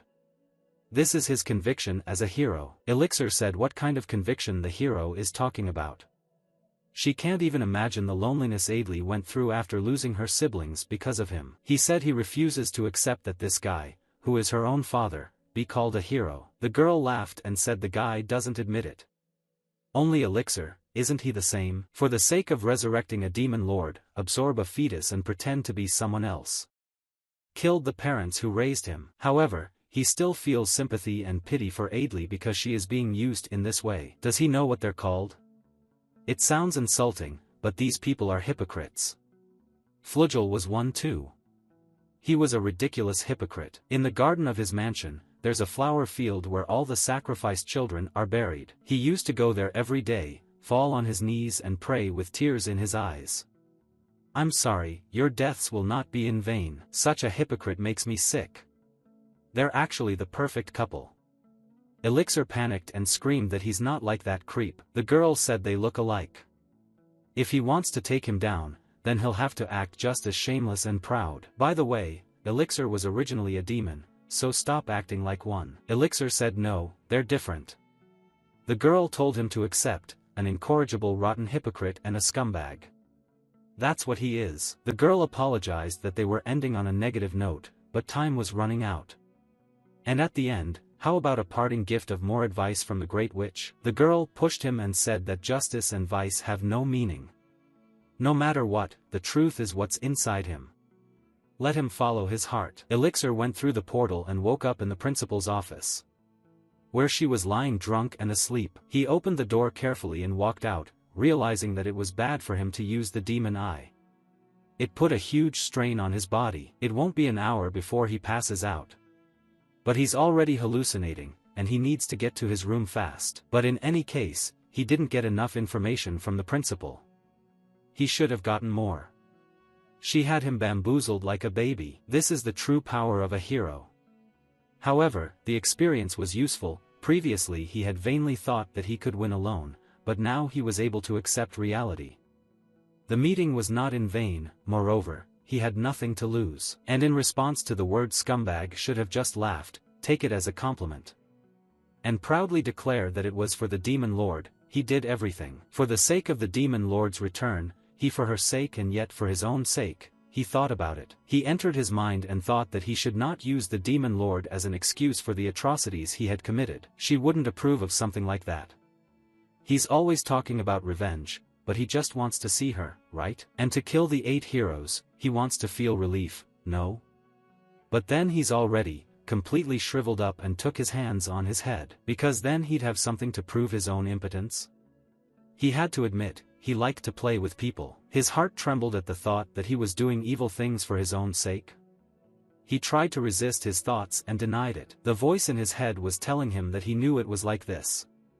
This whole revenge thing was a personal vendetta. He realized that he was already hallucinating, so he was at his limit. But then his eyes closed and his surroundings went dark. When he opened his eyes, he heard someone yelling at him. And he saw Adley's student in front of him. She said she wanted to talk to him, so she waited in her room, but he never came back and she got worried. She hugged him and told him that she was going to pick him up and told him to just stay still. But then she felt that his body was very cold. If she didn't take immediate action and warm him up a little. He wondered what he was going to do with this girl. He hugged her tightly and couldn't let go. The girl told him that there was no problem. No matter what happened to him, she would always be by his side. Now he was beginning to realize that the principal was right, he was the worst scum. If he were to censure the evil in that person and detest the goodness, those feelings would boomerang back to him. Now he realized that it seems that they are indeed the same. He has no right to criticize him, he does not have to justify his revenge and justify it to the demon lord. It was also wrong to try to implicate the girl's past. She had nothing to do with his revenge, and if he wants to use her, he should treat her like a tool. Putting aside all guilt and attachment, he had no right to test her from the beginning. He'll exact his revenge himself. Just give in to the warmth of this girl one last time. In rainy weather, a man was digging under a tree, and when he found unidentified bones, he fell to his knees and said that it was really Ceruto and Lisa-Lot. He called them friends and said that they had to split up to keep the demon lord sealed, but he shouldn't have left them alone. He apologized and said that if he had looked after them a little better. He decided to bury them in a proper grave. But until then, he asked them to rest here. He put on his costume and said he promised to finish off the bastard who killed and defamed them. This is the oath of one of the 8 heroes, the Holy Knight Flugel. The next morning Elixir woke up in a sweat, and when he opened his eyes he saw Adlin standing next to him crying. He asked her how long he had been out. Adlin said it had been 2 days. She told the academy that he wasn't feeling well. Elixir said it's a lot to lay around like this. Adley told him not to say that someone attacked him like that, didn't she? She said that whoever hurt him, but then she scratched her nose and sneezed loudly before finishing her words. Elixir calmed her down and told her that no one had attacked him. It was just a failed experiment with a new potion. Adlin said that even a teacher can make a mistake. Elixir said yes, he messed up the mixture, which caused a huge explosion that blew up the lab. He himself was also affected by the explosion, and what's worse, his perfect hair was turned into chaos. And he had to channel all the magic power to restore his hair and laboratory, and not enough to heal himself. In general, he was left without a single grain. Adlin said she was scared to even imagine. Elixir looked at her and realized how stupid she was. Elixir smiled and said he was hungry. He asked if she could cook something. Adlin said yes, and she'll do it right. After a while, the girl was doing the dishes. And the teacher was finishing his tea. He says it's very nice weather today. He tells her to get ready to go out. He suggests she skip class and go on a trip. Elixir ordered a carriage with horses and brought her to the most beautiful place. She got out of the carriage and was delighted with what she saw. He said his foster parents' villa is by the lake. Adlin said it's okay to be here instead of studying. He hugged her and said it's not normal. They, teacher and student, won't tell anyone about it. Besides, she's feeling lust and arousal, right? Adlin immediately forgot about everything and said that she thought they could swim here in the summer on the lake. Elixir thought and stuck her hand into the lakes, and used heating magic to make her enjoy the moment and bathe. He said, if memory serves, there was a bathing suit in the house. He realized that bringing Adlin here was not the result of a fleeting desire. A secluded lake couldn't be a better place to fight. This is where everything will be decided forever. Adli came up to him and told him that the swimsuit had indeed been found, but it was a little small. It doesn't look good on her, does it? Elixir smiled and said that he thought it was extremely indecent. But then she got angry. The teacher said he was joking, it looked good on her. Adlin climbed into the ood and asked Elixir if he wanted to go for a swim. He said it was fine to sit there, as long as he could see her huge breasts swaying. She climbed under the water and told him he wasn't looking. She snuck up on him and grabbed his arm and dragged him into the water. He looked at her underwater and wondered if he should just run away with her. He dismissed the thought as soon as it occurred. Even if he's forced to break up with this girl, he'll still kill the hero for all it's worth. In the evening, someone entered the teacher's dormitory of the academy and held a knife in his hands, hoping to kill someone. But then he saw a letter on the pillow and squeezed it, realizing that her daughter Adlin was in danger. That night Elixir waited for the girl's father in the castle. Suddenly the door opened and the man who had snuck into his room walked in. The Lord said, "What an oppressive atmosphere, but they have time to talk, Elixir." The boy looked at him and smiled. Elixir said he understood. The Lord had read his note. The note said that Adlin is with him. If he wants her back unharmed, he should come alone. And he knows what he's done to Adlin and the other children. The Lord said Elixir left it in his room. Like he knew he was going to get in there. Elixir bowed and said he welcomed the hero Flugel Lithburn. And he was actually waiting for him. Lithburn asked where his daughter was. If he gives her up safe and sound, he'll keep him alive. Elixir said he was so obsessed with this particular heiress. Are they done with mass production yet? Lithburn said the guy doesn't know anything. They're his precious children, including Adlin. Elixir said they're just pawns to kill the demon lord. Lithburn looked at him and said that the boy was right. Elixir said that he was using the lives of his own children to achieve a specific goal. Only the last bastard would do such a thing. Lithburn asked, what about him? Why did he kill Ceruto and Liselot? He'd already found their bodies. And only Elixir could be the culprit. The guy realized that even though he had considered this option, he still couldn't believe that he had found out the truth so easily. I wonder how, although it didn't matter now. He called him here with the intention of killing him from the beginning anyway. The Elixir told him that if he found the bodies, he should know why he killed them. The truth that the 8 heroes have been hiding. The sealed demon lord. He took the 2 crystals from his parents. And his goal is to retrieve the 13th demon lord. Lithburn said he understood and he's sorry. And he doesn't care who he is or where he came from, but why is he trying to bring her back to life? Does the boy know how much despair the demon lord embodies? She kills with her presence. With one look she burns everything in black flames. He had seen with his own eyes how much despair that woman had brought, when the people he cared about were not even ashes. No matter how strong the heroes were, they disappeared, unable to do anything. Their efforts, intelligence, talent, bonds, friendship, love overnight were destroyed by the cruelty and ruthlessness of the demon lord. And he saw it and vowed to avenge the regrets of those whose lives were cut short. Even if he sinks to the bottom of the abomination, he will leave descendants that will kill the demon lord. Such is his duty and justice. Elixir Alexiel answer, does he have the resolve to act against his justice? Elixir stepped on him and realized that this man was pursuing justice, even by brutal means. He is determined to kill the demon lord for the sake of mankind. Elixir said that if he thought that Litburn was right, then he could be evil. Self-loving evil that knows no bounds. Like he always has been, he just wants to see her again. Litburn heard these words and began to mock him loudly. He attacked him and told him to die. Elixir repelled his attack and said that his favorite clairvoyant was only with him. But then Litburn said that no, not only with him. Elixir said that Litburn is one of the 8 heroes, and he will reclaim the demon lord even if his death is at stake. Elixir saw that Litburn had taken a drug enhancement. By the looks of it, the dose was unequivocally lethal. Litburn said that's ridiculous. He didn't think the guy would challenge him with such poor preparation. With his powerful attack, he said that the guy really underestimates heroes and their abilities in battle. At that moment, Litburn's light was so bright that it illuminated the entire village.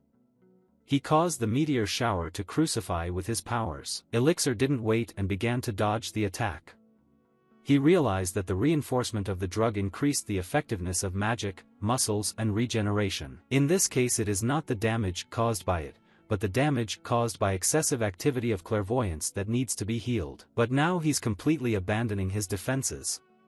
To force him to use his demon eye, he needs to attack and attack and attack. But as he approached for his attack, Litburn saw it and drew his sword, deflecting his blow. Litburn said that the boy inherited his mother's enchantment abilities well, but in terms of physical strength, he is not even close to his father. And then he said that he was about to show what Saruto's swordsmanship looked like. Elixir used all of his abilities to stay alive and managed to fend them off. Litburn said that the guy was gripped by fear, he made the wrong decision. But then his sword broke, and Litburn hit his shoulder. Stepping forward he said that he wasn't done yet, and let him look at the swordsmanship. Elixir saw that the defense magic didn't give him a scratch. He can't last much longer. He needs to break the distance. Litburn managed to grab his head and said that truly is a man who keeps making mistakes. He didn't give him a chance. Holding the guy down, he started making fun of his face. And it brings back memories for him. The face of a beast, unable to fight at all because it is broken by fear and shame. Just like the demon lord who was abused by his subordinates. But then Elixir remembered all the moments he had lived that day. And taking his spear, he wounded Litburn's arm. Elixir got down on his knee and drank the potion from the vial, making him stronger. Litburn started laughing at him and told him to start floundering. He pulled out all his power and said he'd take Litburn away, rape and kill all his loved ones. He'd taste more pain and humiliation than she had and die in despair. And die at his hands. But at that moment, the elixir began spitting blood. Litburn said that it was the effect of the drug's enhancement and clairvoyance, and he dared to challenge it with this level of strength. Elixir said it was right, he didn't believe he could do it from the start. So he only sought to convince him that he was serious. In this place, and at this distance, Litburn said the guy was so weak and managed to kill those two. He still can't believe it, so in memory of Saruto and Lisa, he'll send him to hell with his best attack. But then Elixir told him to stop and stand still. Taking Adlin in front of him he said that one more step and she would die. Adlin asked where she was and what was going on. Elixir asked if she was awake. But then she asked if it was the teacher. Litburn told her not to make any sudden movements. But then she recognized his voice and asked if her father was here too. Adlin asked the teacher what it was all about. The elixir cut her possession and said it was all revenge. She begged him to stop and not to do it. Elixir said that it was easy to tame this girl. It was enough to listen to her trivial worries, to comfort her, and she was already attached to him like a mongrel. Adlin asked him why she was doing this. Elixir told Litburn to watch what she can't believe even now. She seems to think he really loves her. She's a studious, stupid girl. What's it like to have something of value taken away from him? She didn't even realize he was using her as a means to kill him. It's a pity that only Litburn didn't see his daughter moaning and squirming her ass in front of him. and started laughing out loud. Adlin said no, he's lying. If she'd been used as a tool from the beginning. Her father saw his daughter only as a means to prolong his lineage. But don't let her say that deep down inside she doesn't understand. For him she is no different from her brothers and sisters from the institution. She was brainwashed, used and thrown away. And for him she is nothing more than a pawn. Litburn told him to stop and asked him what he wanted. Elixir said he wanted him to take the crystal out of his heart and die. To kill him and save Adlin, he needs the demon eye, and he realizes it. And with every action he takes, he's pushing him to use his ability. He's only a meter away from its range now. If he takes a step, he'll be petrified. And right after that, the trap will be triggered. Come on, one of the 8. Die at last and find him to free the Lord. Litburn says no, his demand is unacceptable. And he will give his daughter back for the dream. But then he took that step and the guy's hand started to turn to stone. He told him to turn to stone and the devil died. Elixir realized that he had won and his plan had been successfully completed. But then the seal opened and Litburn did not understand what was happening. He tried to take further steps, but the power of the seal held him back. And then he was sealed into a big ball. When he came inside he saw walls made of mirrors. He was angry. How did the guy know about his demonic eye? Elixir said yes, the demonic eye's weakness is the mirror. It reflects the ability of the gaze, superimposing it on the activator himself. Because the demonic eye wielders are hiding them. One mirror against a hero with superior magic resistance is not enough. And the other thing is their abundance. There's no escape. We can only wait for complete self-destruction. A sphere of absolute sight, a special magic against the demon eye. But after seeing him turn himself into stone, Elixir said one last time, he should die as a hero. Adlin opened her eyes and saw her father, who was already a stone. She asked him if he could hear her. She went up to him and tried to touch him, screaming at her father, but then she realized that it was all her fault. And decided that she was a bad child and that's why no one loves her. Elixir saw her on her knees and knew it was the right thing to do. He wasn't worthy or entitled to sympathy, so he decided to cut it off. But still, why is it so empty inside? Elixir came to her and told her not to cry. Suddenly, a light began to seep out of her father's statue. Suddenly everything started to break down and Litburn said that even if he slips, the hero will never fall as long as he has the Eye of Decay. Elixir was very surprised by this Eye of Decay. It was the first time he had heard of it. Litburn didn't speak and attacked the guy. Elixir didn't have time to react, and only saw the attack pierce his arm to the point of blood. He fell to his knee and pondered. Litburn told him not to be surprised that he didn't know. After all, the demon eye must be kept secret. But consequently, those who have seen it are buried without exception. The Eye of Decay sees all manifestations of demonic eyes, and neutralizes their effects. It was through his power that he found out who killed Ceruto and Lisa. It seems that the memories of the villagers who were disposing of their bodies were affected by the demonic Eye of Oblivion. And his Eye of Disintegration cancelled the effect, and the inhabitants of the returned memory, told that the killer was the son of a couple of heroes. He wants the Eye of Decay to manifest in his child.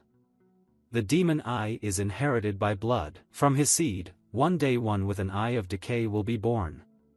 For this, he did not hesitate to resort to any means. He made Adlin and the other children suffer. But the Eye of Decay is worth it.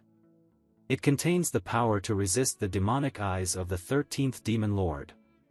It contains the power to nullify the eyes of the Demon Lord that burns everything to the ground. If he hadn't lost his right eye as a child to demons.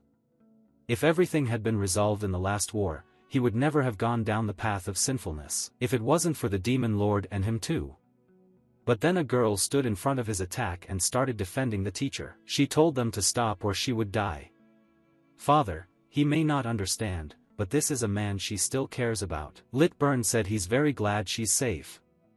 Isn't she injured anywhere? She's a priceless talent who will give birth to a child with an Eye of Decay. She asked that she look at the state of magic power, let her father look directly into her eyes. But then she looked up and fell to her knees. Litburn asked what was wrong. She saw that his eyes were purple in color. Litburn was angry and didn't understand what had happened. He had said that nothing would happen to this attribute.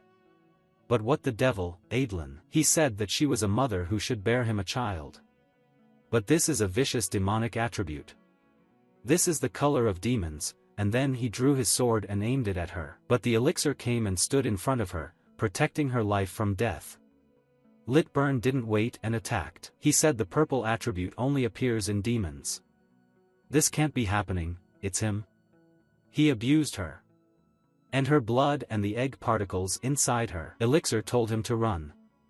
But then Litburn launched another attack, and the boy covered the girl with his body. He wondered why he wasn't running away himself, but protecting her from her father. And he's trying to keep her safe for all she's worth. He wondered why he felt like he didn't want to lose her. Come to think of it, he was always lost. He realized that he was using others, taking lives, and in the end laughing at them.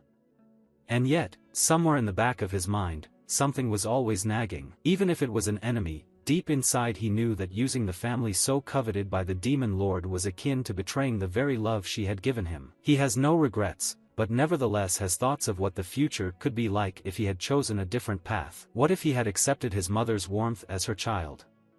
What if he had bonded with his father as his child, and what if the child that was to be born had not been devoured by him? He had been human for a long time, and now he had to go all the way. He couldn't make up his mind. Suddenly Litburn pierced his chest with his sword. Litburn grabbed his daughter by the hair and started strangling her. Adlin asked him why he was doing that. Litburn said that his daughter's magical power has an impure attribute that is unacceptable to humans. Adlin, he should have waited for her to give him a baby first. He should have let her live a normal life. He should have let her live a normal life. He should have let her live a normal life. Litburn apologized to Adlin for defiling her. He had only himself to blame. But then he began to smile, telling her that he would not give up trying. He would create a new child just like her. The boy began to hear Adlin's voice as she struggled to fight for her life. Hearing those sighs, the guy realized that he was about to lose again.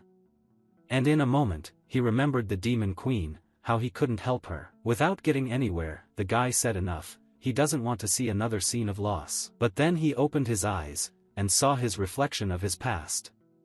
He wondered if he was dead, and began to cry. But then he saw the demon queen, but then he humbled himself and said that he was only fighting for the sake of the moment. But he had a desire to see her again. However, his revenge did not take place, the wish would come true even so, and then he began to shout to his inner self that he had enough of the noise, and shouted to him. All he had to do was go to the demon lord like that and his wish would come true. But why did his heart still keep pounding? And then again Adlin appears in front of his eyes, who smiles so sweetly at him. But he doesn't want that and tries to drive her away. But then he saw Adlin confessing her love to him, and with a tear, he tried to take her in his palm, but she fell into the water. And at that moment, he saw a hand that came out of the water. It was the demon queen. And by touching the monster's chest with her fingers, she brought him into the real world. But no matter what, the truth is what's inside him. But then he saw the witch push him, and he came to his senses. After melting the ice on his heart, he saw the eyes of the demon lord. He realized that he always had them with him. But then he heard her voice telling him to do as he saw fit. And then the boy grabbed his heart with his hand and said he wanted to save Adlin. And so he walked away from her and said he had to go save the girl. And he said goodbye to his lord. So his icy heart was shattered, and then he came to the real world to save his Adlin. Litburn has been strangling his daughter all this time and telling her it's nighttime and the children should be asleep by now, slowly killing her. But then he saw a bright light that was transmitted from the guy and covered his hand. He realized that it was a flame and a glint of eyes. It was the eyes of the demon lord. And then the most terrible thing started. Litburn put Adlin down and started holding his face, because he was in a lot of pain. He asked the guy why he had her eyes. Saruto and Lisa's crystals. But there's no way it takes all 8 to resurrect a demon lord, and partially break the seal. Who is capable of such a thing, thought Litburn. And then he realized that the old hag betrayed her own student. And then he came to his senses and started laughing loudly and said it was just black flames. Apparently he hadn't adjusted to his eyes yet. And then he held out his hand and used magic to say that this is still very good. The guy pulled out his sword, which was covered in demonic magic. Litber also pulled out his sword and said, his eyes of decay against the demon lord's eyes, today will decide who's stronger. Hearing these words, Elixir did not speak to him and attacked with his sword. Litburn said that this revenge would be settled here, but that's when they collided, and Elixir fell to his knees. Lithburn said that even the eyes of a demon lord wouldn't help him. Because the guy's at his limit. His sword imprisons a sea of death.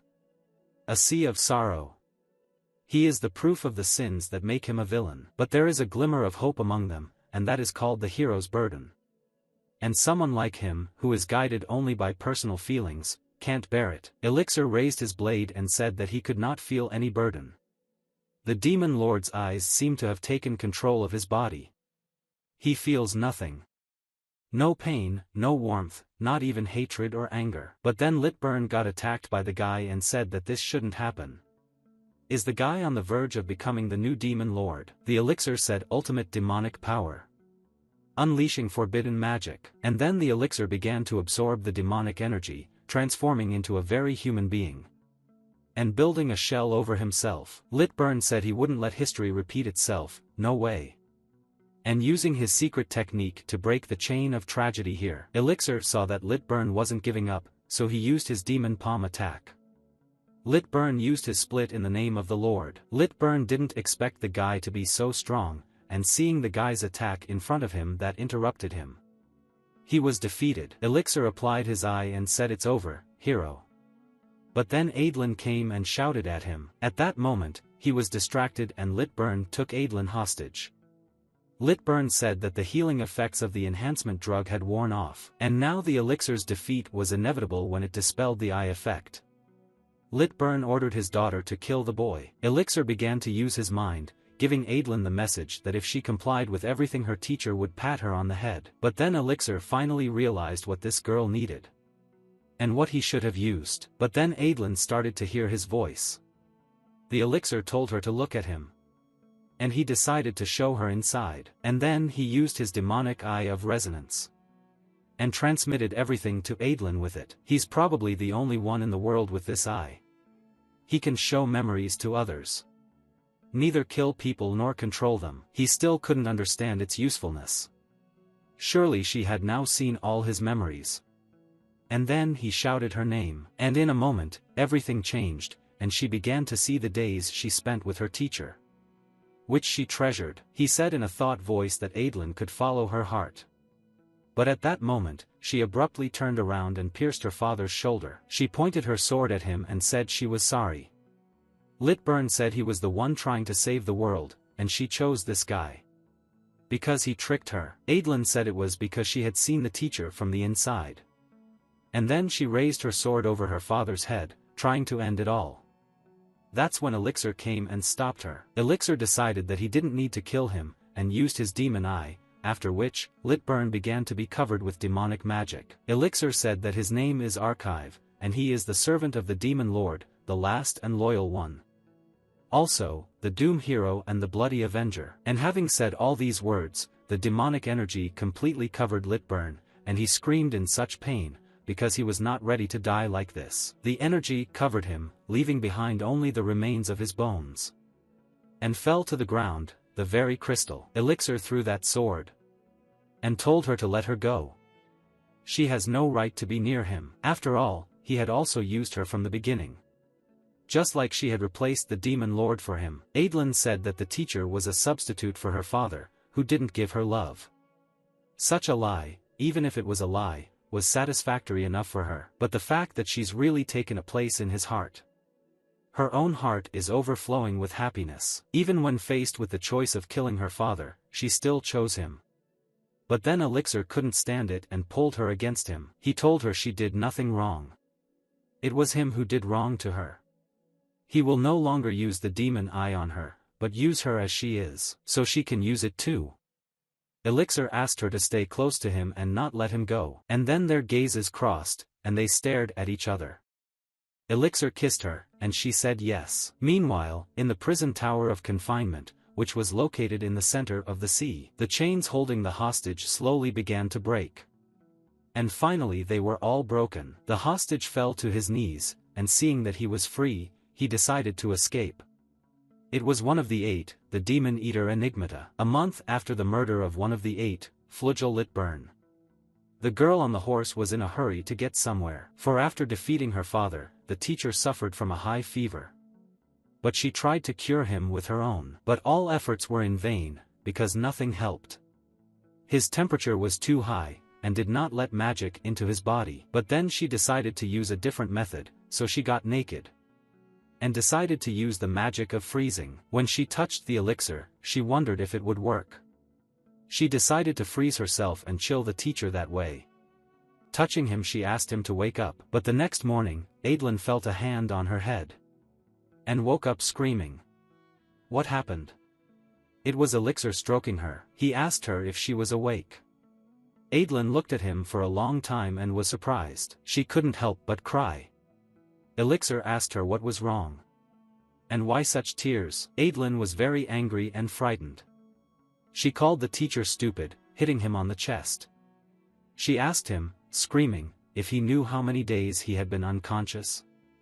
Did he know how much she was worried? Elixir hugged her and apologized, saying he had to rely on her again. Adlin wiped a tear from her eye and said, "There's nothing wrong with that, he can rely on it at any time." Elixir sat there thinking that he shouldn't use the demon lord's eyes. After all, the strain on him comes from them. Adlin said it's harder than he thinks. If he keeps using, his life will eventually disappear. Elixir said that with the exception of his eyes, his powers could defeat the heroes. But then Adlin began to boil and changed her face. Elixir asked her why she was angry. Adlin said that the teacher told her to be there for him. But how can she do that if he dies? Elixir took her by the tip of her hair and asked, "Is she sure about this? Staying with him means becoming an enemy to the world. Does she realize that?" Adlin was shocked and asked, "Is it bad?" Elixir said it's not good at all and that she should think about her future and the rest. Adlin laughed out loud when she heard about the future. She said that even though Elixir is a teacher, she talks like a teacher. Adlin told him she wasn't as good a person as he thought.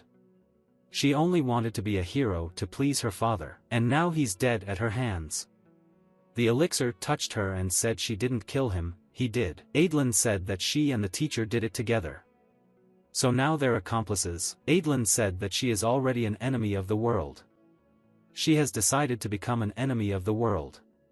She can use it too, because the teacher said so. "So, please don't go," said Adlin with tears in her eyes. After all, she felt love by his side. Elixir said he would do as she asked. She's a valuable resource after all, he spent time on her and can't die until he gets the benefit. Adlin got more angry when she heard that. Elixir apologized to her for the suddenness, but he had a favor to ask of her. With the start of winter vacation, let her see if they have information on the 8 heroes at home. He can't go with her, it's better not to arouse suspicion. She can manage on her own, can't she? And then she thought she told the teacher to wait for her, she'll be back soon. At the same time, Elixir said, the academy has 0 useful information. Flugel's disappearance hasn't been publicized yet. It's worth using this time to find out the location of the other heroes. But as he was walking he hit someone, and the guy fell. Elixir apologized and asked if they were hurt. It was a girl who was bleeding and injured. Elixir asked her if she was hurt. He knew he should stay out of trouble, but he couldn't pass it up. The girl started screaming in pain. Elixir approached her and told her not to worry, because he has a little healing magic. But then she could tell that there was a man on top. Elixir didn't understand at first, but then he looked up and saw the assassin standing there with a spear. The guy told Elixir to go away and stay out of it. After all, he's not interested in simpletons. But then Elixir saw and couldn't believe that it was one of the 8 heroes he was looking to kill. He remembered this guy saying the day the demon queen died, that it was time to start dismembering. When he cut off the queen's arm, he said that her regeneration immediately grows a new arm. That's not enough. Then we must continue. At this time, Archive was watching from the side and heard this guy telling the demon lord to get her ass ready, because he's coming again. This guy was bloodthirsty and started eating the lord's hand, saying it was delicious. He could eat as much as he wanted. Endless meat, immortal meat. It was meat that made my blood boil. And that's when he noticed Archive hiding behind the wall. He asked him if he should eat him too. Elixir realized that it was one of the 8 demon eaters, Enigmata. The guy told Elixir that if he didn't want him to eat him, he should leave. Elixir thought it wasn't enough that 8 heroes appeared one after another. Now he's among them. His wounds from last month's battle have not yet healed. He should retreat and consider his next steps. But then he decided that he would not retreat, even if he is not his equal in strength, but he has the eyes of a demon lord. As he used them, he remembered how Adlin had asked him not to leave. And he couldn't do anything against it. When he opened his eyes, he saw that Enigma had disappeared. And in a moment he saw him in front of him, and he was frightened. Enigma said, "Whether it's a reaction to the lust for killing and the opposing will or just plain recklessness, such bravery is desirable. Emotions give meat its flavor. Beat it, crush it, grind it, and then you've got something edible." But then Elixir decided to seize the moment and use the demon eye, petrification. Enigma was surprised at this turn of events. Elixir decided not to stop and used illusion and captivity, but he didn't understand why the hell it wasn't working. The distance was almost 0. Enigma said he thought the guy was just a man, but it turns out he's a demon. But he said they're not too different from each other. He's an enigma, a demon eater. As his nickname suggests, he's a hero who eats demons and steals their power. When Elixir saw Enigma attacking him, he used his eye of clairvoyance. He pulled his blade out of the portal. And then they clashed. Enigma dodged the attack and Elixir realized that he could counter it, because his movements were faster. Elixir felt his heart was in anticipation. This was how the demon lord's eyes reacted to one of the 8. But then Elixir managed to deliver his attack and wounded the enemy. Enigma licked the blood from his face and said that it looked like he would have food. For the first time in 14 years, the elixir can entertain him. After all that time he's been imprisoned. Elixir used the demon's eye seal and wondered if it was possible for him to win in close combat. But then he decided to blind Enigma and give him time to take the girl and run away. He realized that even if their forces were equal, it would be disadvantageous for him to fight now. It was better for him to escape. After hiding in a secluded place, he still had to find out why he was targeting this girl. He had to get information from her. While running along the rooftops, Elixir noticed that Enigma had found him and was chasing him. But he took the attack and started dodging them. Enigma said the guy was very clever, so he decided to use his soul-searching magic. Elixir saw the dark magic, and realized that only demons could control it. And now things are bad, because this magic will track him forever, until the caster dies. There's no point now, even if he escapes from it. Elixir asked him that he stopped casting magic. He decided not to bother chasing. Enigma says it's not. His cursed spear pierces through. So he decided to attack the boy and put him in the fight. Elixir knew it was impossible, he couldn't dodge death. And he apologized to Adlin. But then the gate opened in front of him. He was surprised and realized that it was a witch who helped him escape from death. Enigma saw that portal and realized whose portal it was. Because the guy escaped into her quasi-labyrinth. And not even a soul search could track him down. And in the meantime, to satisfy his hunger, he will have to ordinary demons. Need to return to form this decrepit body. And in front of the girl's psyche biblioman to wait for him, he is sure to return and kill her. After going through the portal with the girl, he landed and realized that they had escaped. They were sucked into a quasi-labyrinth. Even if it's small and on the verge of destruction, a witch must be of high rank to be able to handle even that. And now he needs to get information out of her all the more. His death is at stake. Elixir told her she saved him. The girl said it was more like they saved each other. Elixir told her they would talk more when they were safe. He could give her first aid, but proper medical care. The girl grabbed him by his clothes and tried to tell him that she had to go to the academy and passed out. Elixir told her not to worry. After all, that place is preferable for him too. The girl opened her eyes and stood up screaming. Elixir stopped her and told her it was okay. No sudden movements or the wound would open. He warned her that it wasn't him who undressed her. The girl was powerless and asked where she was. Elixir said as she asked, he took her to the Royal Hero Academy.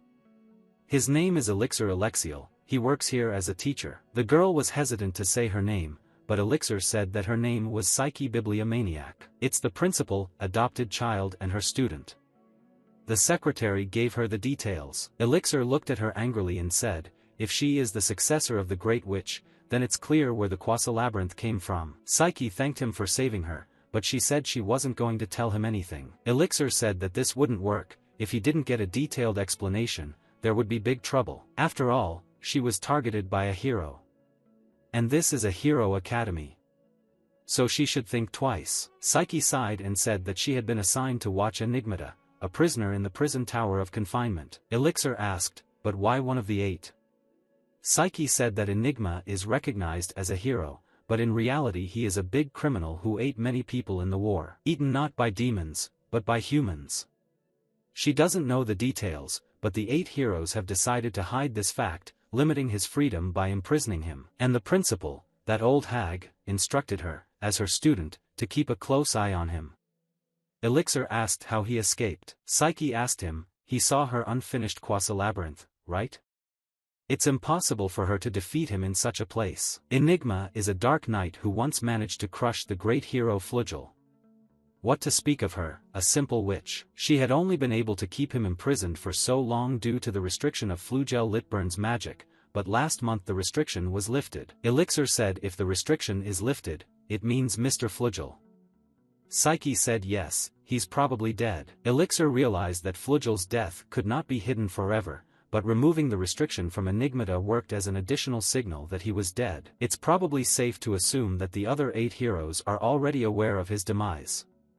We need to get rid of one by one before they unite. But he also realized that this girl could also be used in different ways.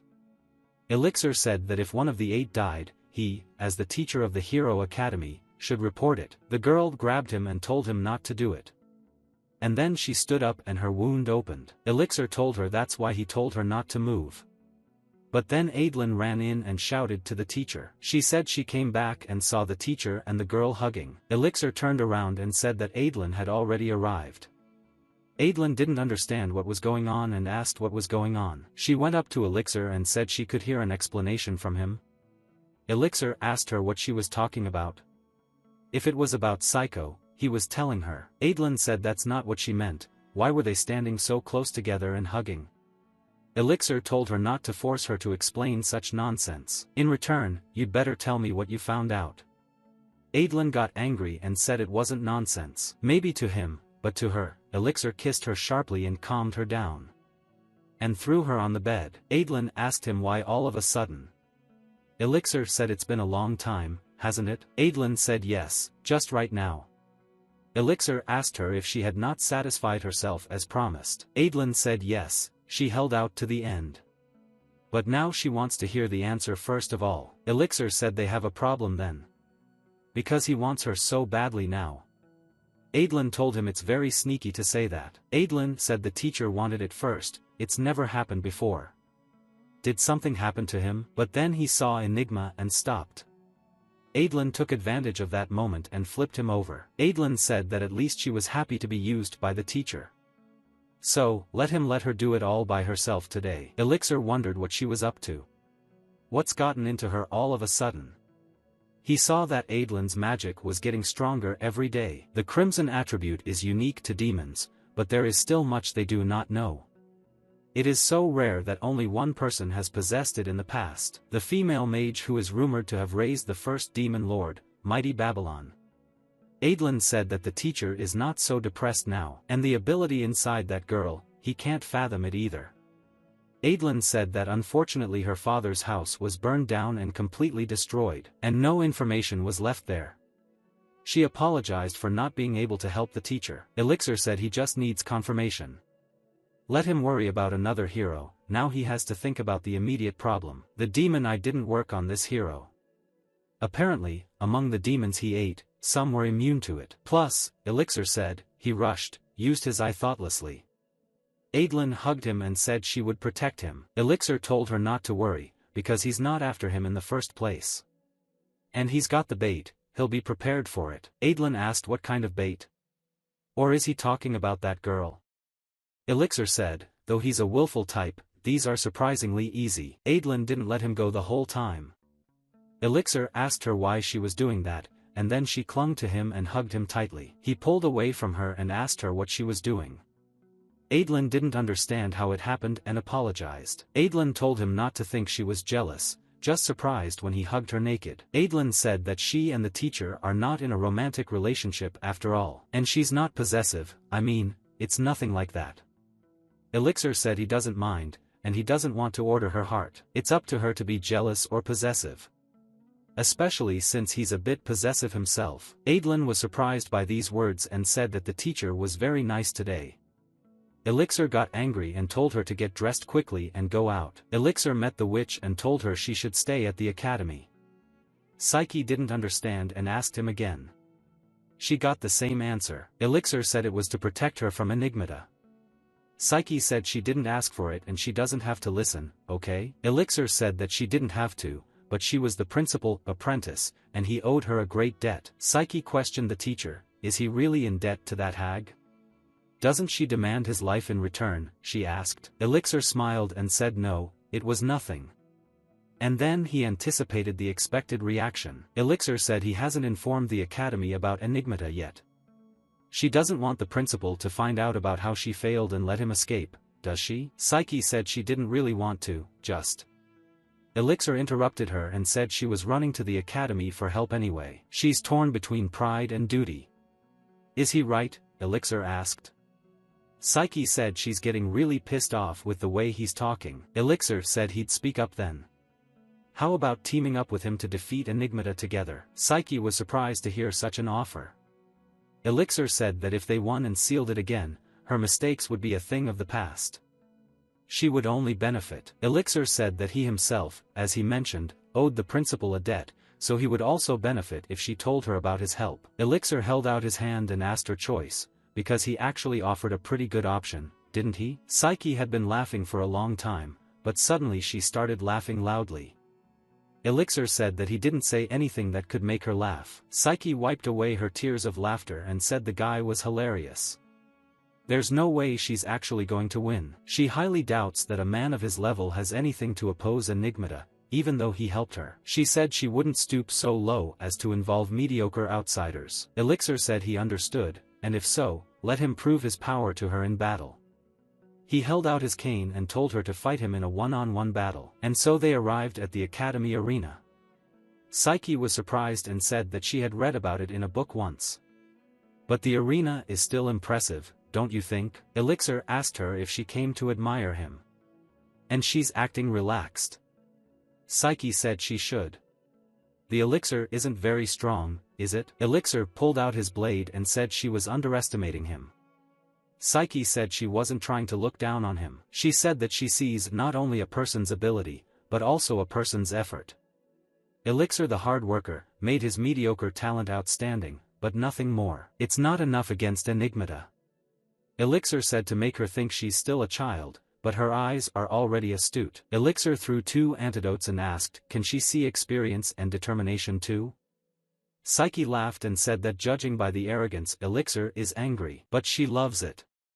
But it's so boyish. She asked Elixir if he had ever fought in the air. Elixir threw all his sword power into the air to bring the witch down and fight on the ground. Psyche said that the San weapon is a basic technique using alchemy. But it's just an ordinary sword, right? But when she picked it up, she realized that the sword was made of mercury. Not bad. He should have become a blacksmith. Elixir told her that he doesn't advise grabbing magical objects mindlessly. But then there was an explosion, and Elixir said that the sword was made of mercury. Mercury exhibits different properties in an alloy. If crystallized, it becomes more explosive. Elixir told her not to underestimate alchemy. That'll teach her a lesson, little girl. But suddenly there was laughter from the smoke, and Psyche told him not to get carried away with explosions of such power. And in fact, the ends of her hair were burned. Elixir told her she thought he'd use his full power against a recently injured little girl. She should thank him for suppressing her to a mere burn. Psyche got mad and said she was sick of the elixir. And now she's going to eliminate him with a real bombing. But then Elixir told her to stop, because higher magic is forbidden in a duel. But she didn't stop and used her stardust. Elixir shouted at her that this spell was a deal breaker. She'd kill him. And then Elixir started running away from her loud attack. Psyche laughed when she saw it and said, that's what it looks like from the outside. Let him crawl on the ground like never before. She told him not to be afraid, because she lowered the killing power. But then she saw the silver plates and thought, what's the guy up to now? As she watched, she saw that there was no sign of attack. If they were reflecting magic, then the coefficient is that the plates were just a support. And then she saw Elixir in front of her, and used the magic of deflection. But then she saw that it was a clone. She tried to attack the clone and knew that the clone consumed a lot of magic power, but the speed of the newly created clone was only a third of the original. Even if a wizard like him created it, it would disappear immediately. That's why he prefers Mercury dupes. Especially, his magic and mobility are now much higher than before. Just the perfect opportunity to test the speed limit. Psyche said the guy was already pissing him off. But then she saw that the original guy was there and he was standing downstairs, and attacked him. But then she saw that the original had disappeared. And looking underneath her, she saw Elixir already attacking. He used the elixir and defeated her. But he was sorry she didn't crash. He caught her. She opened her eyes and Elixir asked her if she was okay. Psyche got to her feet and said that the guy didn't intend to attack her for real anyway. That's what they both did, unleashing their ultimate magic at full power. It would have killed him much sooner. The spectacle alone is impressive, Psyche said. Of course she is, she's the apprentice of a great witch. Elixir told her not to be conceited, it wasn't a compliment. Psyche asked the guy, so he used clairvoyance. Elixir said that his parents are heroes, so the load is not bad. Psyche said she has a vague description, but if it's true, for her, as a weak in close combat, it's perfect. She apologized for her rudeness and said that now she would like to ask for help with Enigmata. They shook hands and Psyche kissed him. Elixir stepped away from her and asked what she was doing. Psyche said that he was being nice, because Elixir is so cute when he's worried. But at that moment, Adeline was watching the battle and shouted to the teacher when she saw the kiss. When Elixir arrived at the academy, he told the girl that he had talked to the secretary and she could stay at the academy. But for the duration of her stay, she'll have to study here as a regular student. She may not be happy with that as a gifted witch, but still, Psyche said she was in favor, and had always wanted to wear the academy uniform as a student. Elixir was very surprised by her choice and words. But then she tried on the uniform and was jumping with happiness. At this point, Adeline ran up and shouted to the teacher. Elixir remembered and said that he hadn't introduced them properly. Adlai, this is a girl. But then Psyche hugged his arm and pressed herself against him. Adeline was furious and ready to kill her on the spot for touching someone else's things. Psyche thanked him for the day and said she was glad to meet him. So what's her name? Elixir said. Adeline smiled and said she was Litburn's daughter. And yes, she's happy to meet you too. Elixir felt a hint of trouble coming. And enjoy the first day, the second class after vacation. Elixir said, those who understand the problem in the composition of this potion, let them raise their hands. Psyche smiled and said that the potion wasn't treated with mandrake, right? She asked. Elixir asked, what exactly would happen if it wasn't processed? Psyche said that it would retain its poisonousness even when crushed. The cure potion, instead of healing, will lead to insanity and death. The elixir said right, as expected from a special student. In the third lesson, practicing potion making, Adeline and Psyche were on the same team, and the witch used her transformation powers. Adeline tried all the time, but she failed. In the fourth class, we practiced attack magic.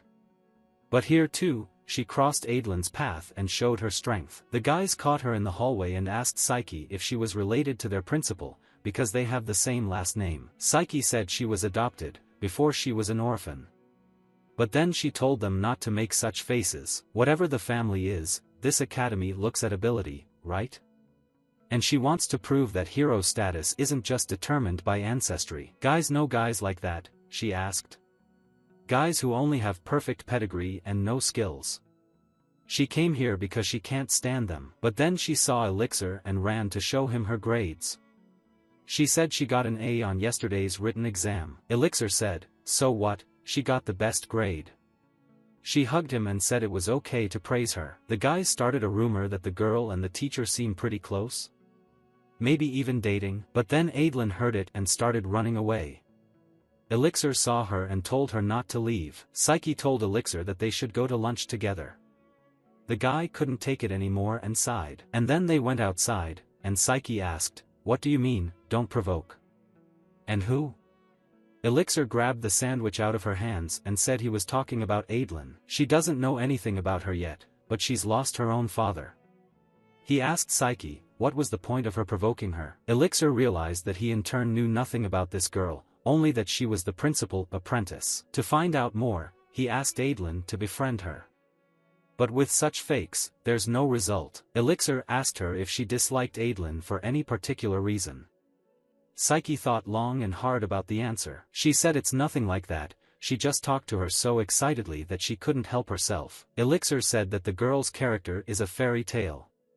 Psyche asked if the teacher was telling the truth, but she was still pleased. Elixir grabbed his sandwiches and told her it was sarcasm, not a compliment, and called her stupid. And he told her not to eat without permission. Elixir told her he's not forcing her to be friends, but at least let her show respect. If she promises, he'll share food with her. Psyche took the food and said she'd try to get along with her, but she'd do it her way. A deal? Elixir brought them to the arena and told them that this class would emphasize the practical application of alchemy. He believes that the guys already understand themselves, but he reminds them that alchemy can be used in battle. Today they use their knowledge during real battles. Nothing but alchemy can be used. Psyche loudly told everyone that she's a master at this kind of fighting. Elixir said that she'd have Adlin as her opponent. Psyche also said she's choosing her. As the hero's daughter, she's perfect for her. She agrees, right? Adlin remembered how she kissed the teacher and got angry. Elixir asked who gave her the right to choose for herself. Adlin was furious and said she'd fight her. And would love to see Psyche's abilities. Elixir saw them being very aggressive at each other and asked what was going on with them. He told the girls that weapons are forbidden, only one material can be used. Let them only transform and process with basic tools. The most important thing in this battle is to use alchemy. Can they hear him? Elixir asked. Psyche asked, Elixir, Adlin gives individual lessons, right? So she's good at alchemy? Adlin said that she doesn't see it as a reason to brag, but she wants to believe that the level is sufficient. Adlin said it was enough, that's all. She's a modest person, but Psyche is always so confident. Psyche said, that's what Adlin doesn't like about her. Adlin said, what about her? What does she think of her? Psyche said she didn't like Adlin. In a word, she didn't like her. So she used transmutation magic and created a golem. Elixir saw that Psyche had created a golem out of rocks and lava. Adlin had also used transformation and created an artificial spirit. Elixir watched and saw that Adlin had created an artificial spirit, but then he had doubts. Psyche said that the artificial spirit didn't surprise her. Does she think that this pathetic parody is able to stop her golem? Adlin surrounded the golem and said that in order to find out, she must at least try. Psyche said that if she touched the lava golem, the water would simply vaporize. But then the water took complete control of the golem. Psycho said that such viscosity is slime. Adlin said she was fooled by its appearance. It's frosty slime with chemicals used in firefighting. Freezing it all like that will turn her golem into a mere pile of rocks. Psyche said her slime will blast it with firepower. The source of the golem's heat is in its core. So there's no point in cooling it from the outside, said Psyche. But then the flames grew into something bigger, and started coming at Adlin. She didn't understand what the flames were and why they were only burning clothes. Psyche told her not to worry, she just wants to expose her to the world. Let her get ready to flaunt her milking breasts in front of the guys. But then she started to feel cold, and the slime slowly managed to get under her body. And started to take over her completely. She asked why it was crawling to her breasts and between her legs. Psyche asked her where she had dared to touch her. Adlin said that the attempt to restrain the golem was a distraction, she was originally aiming at the caster. Adlin asked her how she felt about her slime. Does it feel cool and satisfying? Psyche said that Adlin is a slime freak. She's probably having fun with her every day. Adlin said there's nothing like that, is she clear? Psyche said she hit the bullseye. She was only joking, but her reaction gave her away. Adlin said she wasn't using it and to stop talking about it. Elixir saw that all the alchemy reactions were going down the drain. But then Psyche got angry and said she didn't care about releasing them multiple times. She used killing rays. Adlin said if she wanted to play by her rules. And she used a release intercept and a purification sphere. Adlin yelled at them to calm down. But things got out of control and they started fighting live. Elixir said that the riot of rays and the matter of light of the principle, the power of the disciples' performance was almost the same. And Adlin uses the Holy One, effective against darkness, but inferior when confronted with light. And then she made a weapon out of the slime. She used her leg enhancement, and attacked using acceleration. Psyche asked her, did she choose chain magic specifically so that she would be supported? But the vector of motion is purely straight. If so, Psyche used focus transformation. A burst of light. Psyche channeled her attack and told Adlin to run away with her tail between her legs. After all, this time it wouldn't just burn her clothes. Adlin managed to deliver her attack even if Psyche wasn't so sure about it. Psyche fell to the ground and said that she lost. Adlin said no, she missed on purpose, didn't she? So she lost and reached out. Psyche also gave her hand and said they'd settle for a draw. Elkisir said the girls were trying to turn things into a good ending, but got a penalty class. A few days after the girls' duel, Adlin was on her way to the garden and said that today she was having arugula sandwiches. The teacher likes vegetables, she hoped he would like them. Psyche slowly followed her and grabbed her, saying she had big melons. Adlin only said she was in pain. Adlin asked her what she was doing. Psyche said it's okay, they're not shrinking. They're friends, right? Adlin said he didn't remember any of his friends ever touching her breasts like that. Psyche said she's so big, come on, she's just a little bit. Adlin asked her what she wanted. Psyche offered to take her to lunch. Adlin said she was already booked. She's popular here, so what's the problem with asking someone else? Psyche said it's because she likes the place with Adlin. The girl said she just had her eye on her sandwich, right? Adlin said that from the look on Psyche's face, she was going to eat the ones made for the teacher. Elixir was watching them and said that after that duel, the two of them had become very close. Now Adlin can probably get information from Psyche.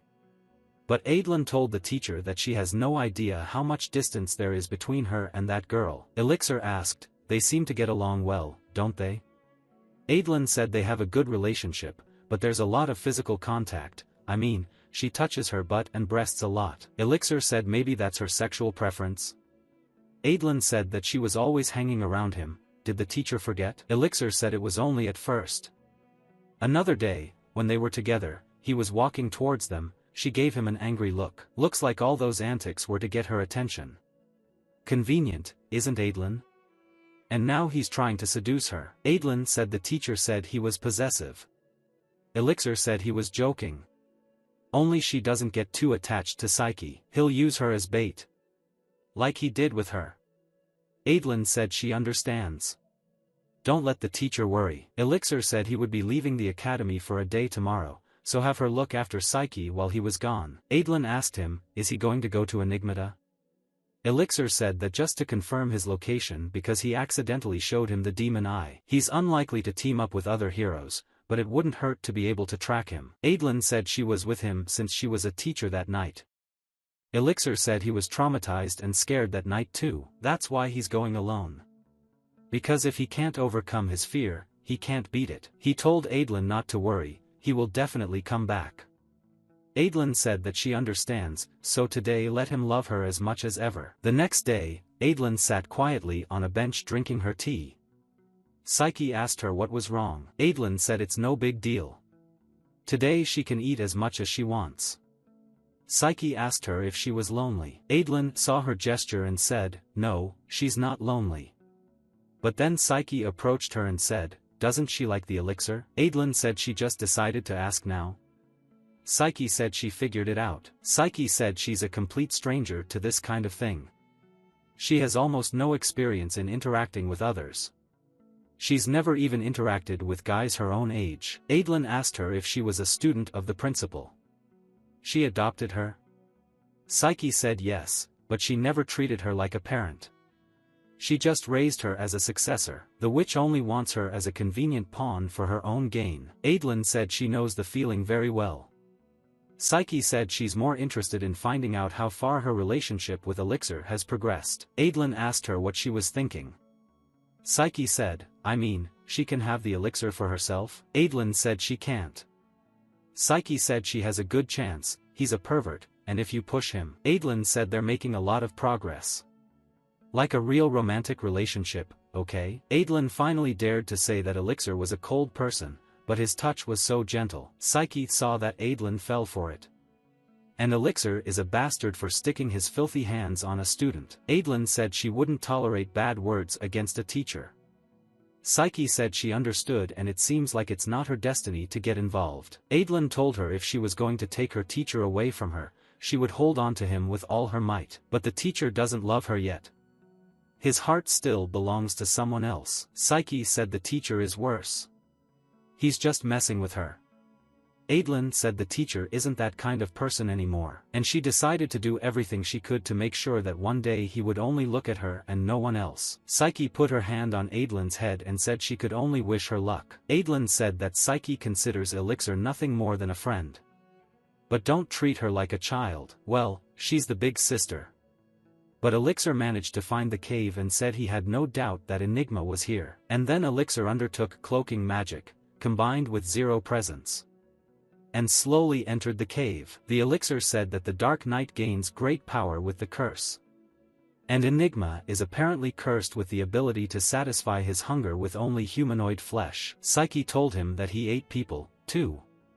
And he remembered how he said he wasn't interested in simpletons. Judging by his words and actions, he still has enough sense not to attack people. Then his only source of sustenance is demons. They inhabit the neighborhood. And besides this cave, Elixir turned on his night vision, because the cave was very dark. And immediately he saw a skull in front of him. He kept telling himself to keep his cool and not make a sound. He only came to confirm the location. He asked himself what he was afraid of and called himself the archive. He needs to move. Suppress his fear with a desire for revenge. He remembered every moment of his life and what he'd been through. And finally, around the corner, he found the villain. Elixir felt that he could hear faint breathing. Is he asleep? But then he was ready to kill him by withdrawing his blade. But in a moment he told himself to calm down. He wasn't sure that in his current state he could kill with one precise move. But before you go, since Enigma is asleep, it can even be used. And used his demon eye incubus. Flying through the air, he thought it would be great to discreetly extract information from his memories. But in the moment, he saw two people standing at the altar. And he saw that the thing on that table was very familiar. Is that Enigma's spear? The guardian clenched his fist and said that by accepting the cursed artifact, he too would become a Dark Knight. This spear, which has chosen him as its master, is under the curse of the hungry wolf.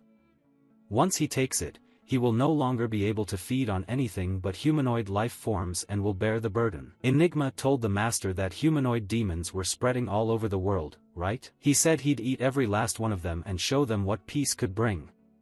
The master told him to live with the curse and die with it. And now the elixir has come to another memory.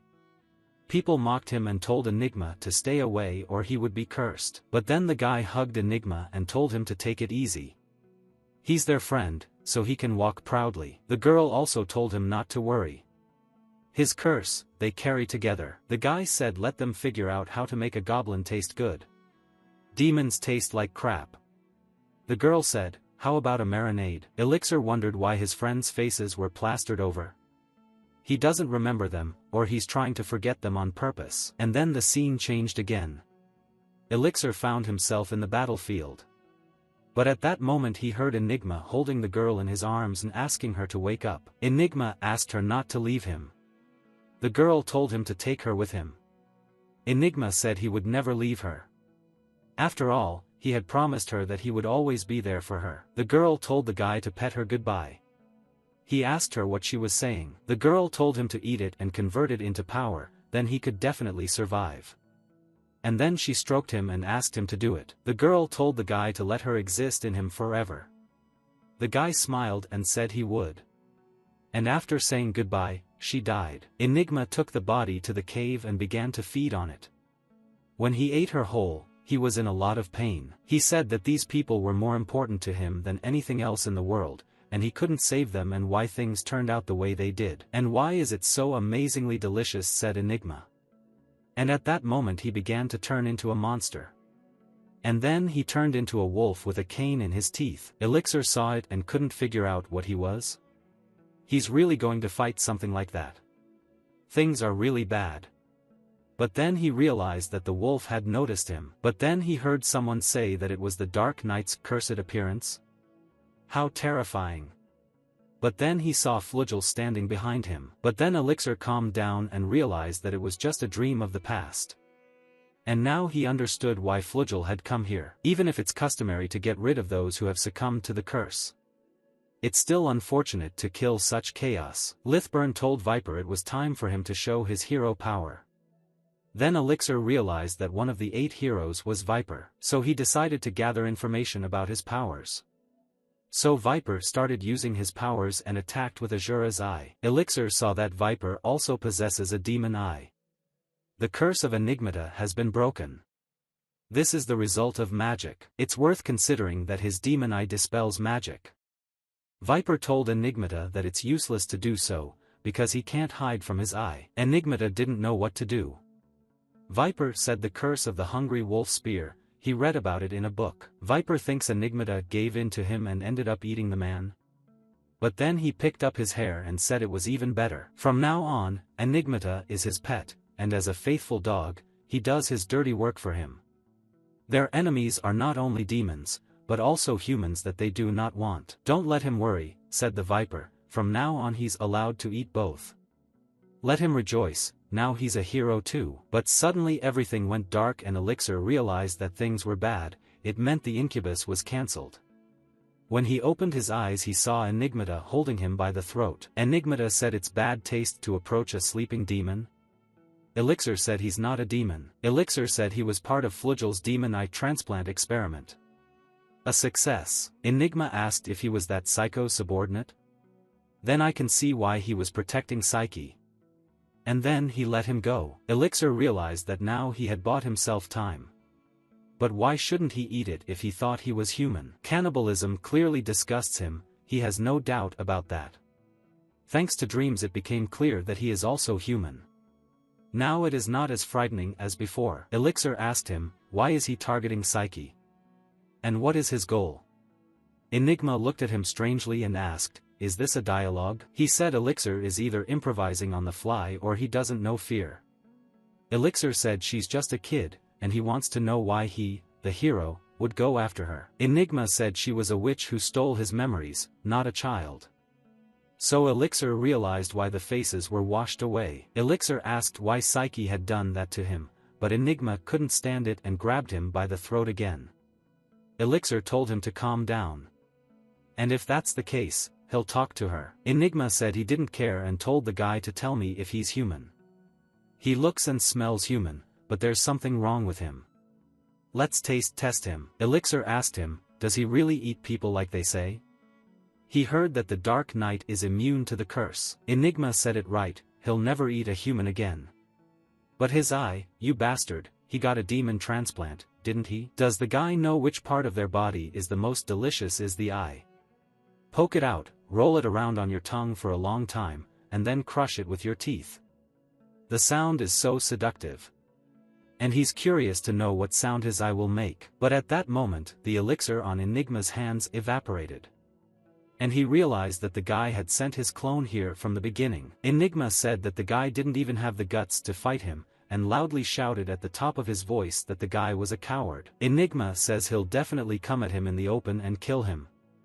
He can get ready to run for his life. But at that moment, Elixir heard everything and came out of print saying that it's okay to be a coward, you sick scum. He made sure he was able to use the eye through the clone, that's enough, now we can retreat. But suddenly he felt sick and said that if the quality of the clone is too high, some of the damage is transferred to him. It was bad and Elixir's eyes started to bleed. He said the name Viper and finally realized he had information on him. The one of the 8 heroes who figured out how to seal the Demon Lord. He remembered it was Viper. Saruto asked Viper if he wanted to join them. Viper said that wicked deeds are their lot. Saruto sighed and said, you're one to talk. His method of sealing and disrupting the peace talks aren't exactly befitting a hero either. Viper said what's the point of a year-long truce if even after she's killed, she'll be resurrected in 180 years. But by sealing it completely, an almost unbreakable peace will be achieved. That's what will confirm their status as heroes. But did you have to make such a scene? Saruto asked. Viper said that the poison used on her not only blocks generation, but also breaks the spirit. The severed limbs will not grow back to allow the sealing to take place. Her heart is as fragile as a human's, and the best way to break it is through betrayal and humiliation. Saruto said he tried his best to win, but he's no match for him. Viper said he risked his life to weaken her. Now let Saruto go and break it too. Elixir realized that right now the priority is to kill Enigmata. But next in line is the Viper. Elixir went into his room and was surprised to see Psyche naked after her shower. She said, "Welcome back, teacher." She asked him how the intelligence was. Elixir asked what she was doing. Psyche said she was meeting him as his wife, so let him rejoice. Elixir asked her why she was naked. Psyche said she was just taking a shower. Elixir apologized and said he was tired and would tell her tomorrow, but for now, let her get out of here. Psyche pushed him onto the couch and climbed on top of him. Elixir asked her what she was up to. Psyche said her sister is using a special healing on him. She's a student of that witch, after all, and she knows what she's talking about. She wondered where she should start. Her breasts may be inferior to Adlin's, but they're comfortable to fondle. Psyche said if it's his first time, she's kidding. And then she decided to warm him up with her mouth. She said that she could do a lot of embarrassing things that Adlin doesn't know about. But then Elixir pushed her and stopped her. Elixir told her to stop. He only sleeps with women out of necessity. Psyche said she was just fooling around. Elixir said there's only one she can't lose. And she's the only one he wants to make love to. Elixir said he wouldn't have tolerated her cutting him with what she was hiding. Psyche was very surprised and didn't understand how he knew that. She pulled out the scissors and said she had been exposed. Psyche said that she had planned to kick him if he attacked her, but his sincere response surprised her, and not by a long shot. Although if he noticed the scissors in the first place, he could have just lied. Psyche said he could have been a little scared. And it's no fun at all. Elixir asked what she was trying to accomplish with this. Psyche said she thought he might just be having fun with Adlin. Elixir asked her how much she had told her. Psyche said that she had confessed that their relationship had already reached physical contact. Elixir said, so now Psyche is trying to protect her from him? Psyche said yes, they're kind of friends. Elixir said she shouldn't talk about friendship after what she tried to do to him. Psyche said she was a witch after all, it's okay if she tasted a little. Elixir asked what she was talking about. Psyche said she was just checking to see if he was a match for Adlin. Elixir said she only met her recently. Psyche said that time doesn't matter. Psyche said it was important that Adlin was her first friend. Elixir said he and Enigmata had a conversation. It seems Psyche took away his memories. Psyche jumped up and said that Elixir said he was just going on a reconnaissance mission. Elixir said that he'd been infiltrated into his subconscious by a clone. It allowed him to talk to her without fear of being killed. And now he'd like to know why she did it. Psyche said she'd already told him if he remembered. How he ate people during the Great War. After the war, in order to suppress his rage and restore his sanity, they had to take away his memories. It's one of the witch's secret techniques, the memory vial. It contains his memories from the first time he ate a human, and he took the other when they fought in the Tower of Confinement. In Enigmata's dream, his curse was to be controlled by Viper with his Asura eye. If he can regain his memory, it's possible that he'll lose his mind again and become a demon lord level disaster. Psyche said that she must fulfill the task entrusted to her, or she can't breathe easy. Elixir said that he understood the situation, but what was the purpose of her agreeing to be Enigmata's warden in the first place? Psyche thought and told Elixir to promise not to laugh. Elixir looked and said yes. Psyche said she wants to be a new generation hero. Witches live a long time.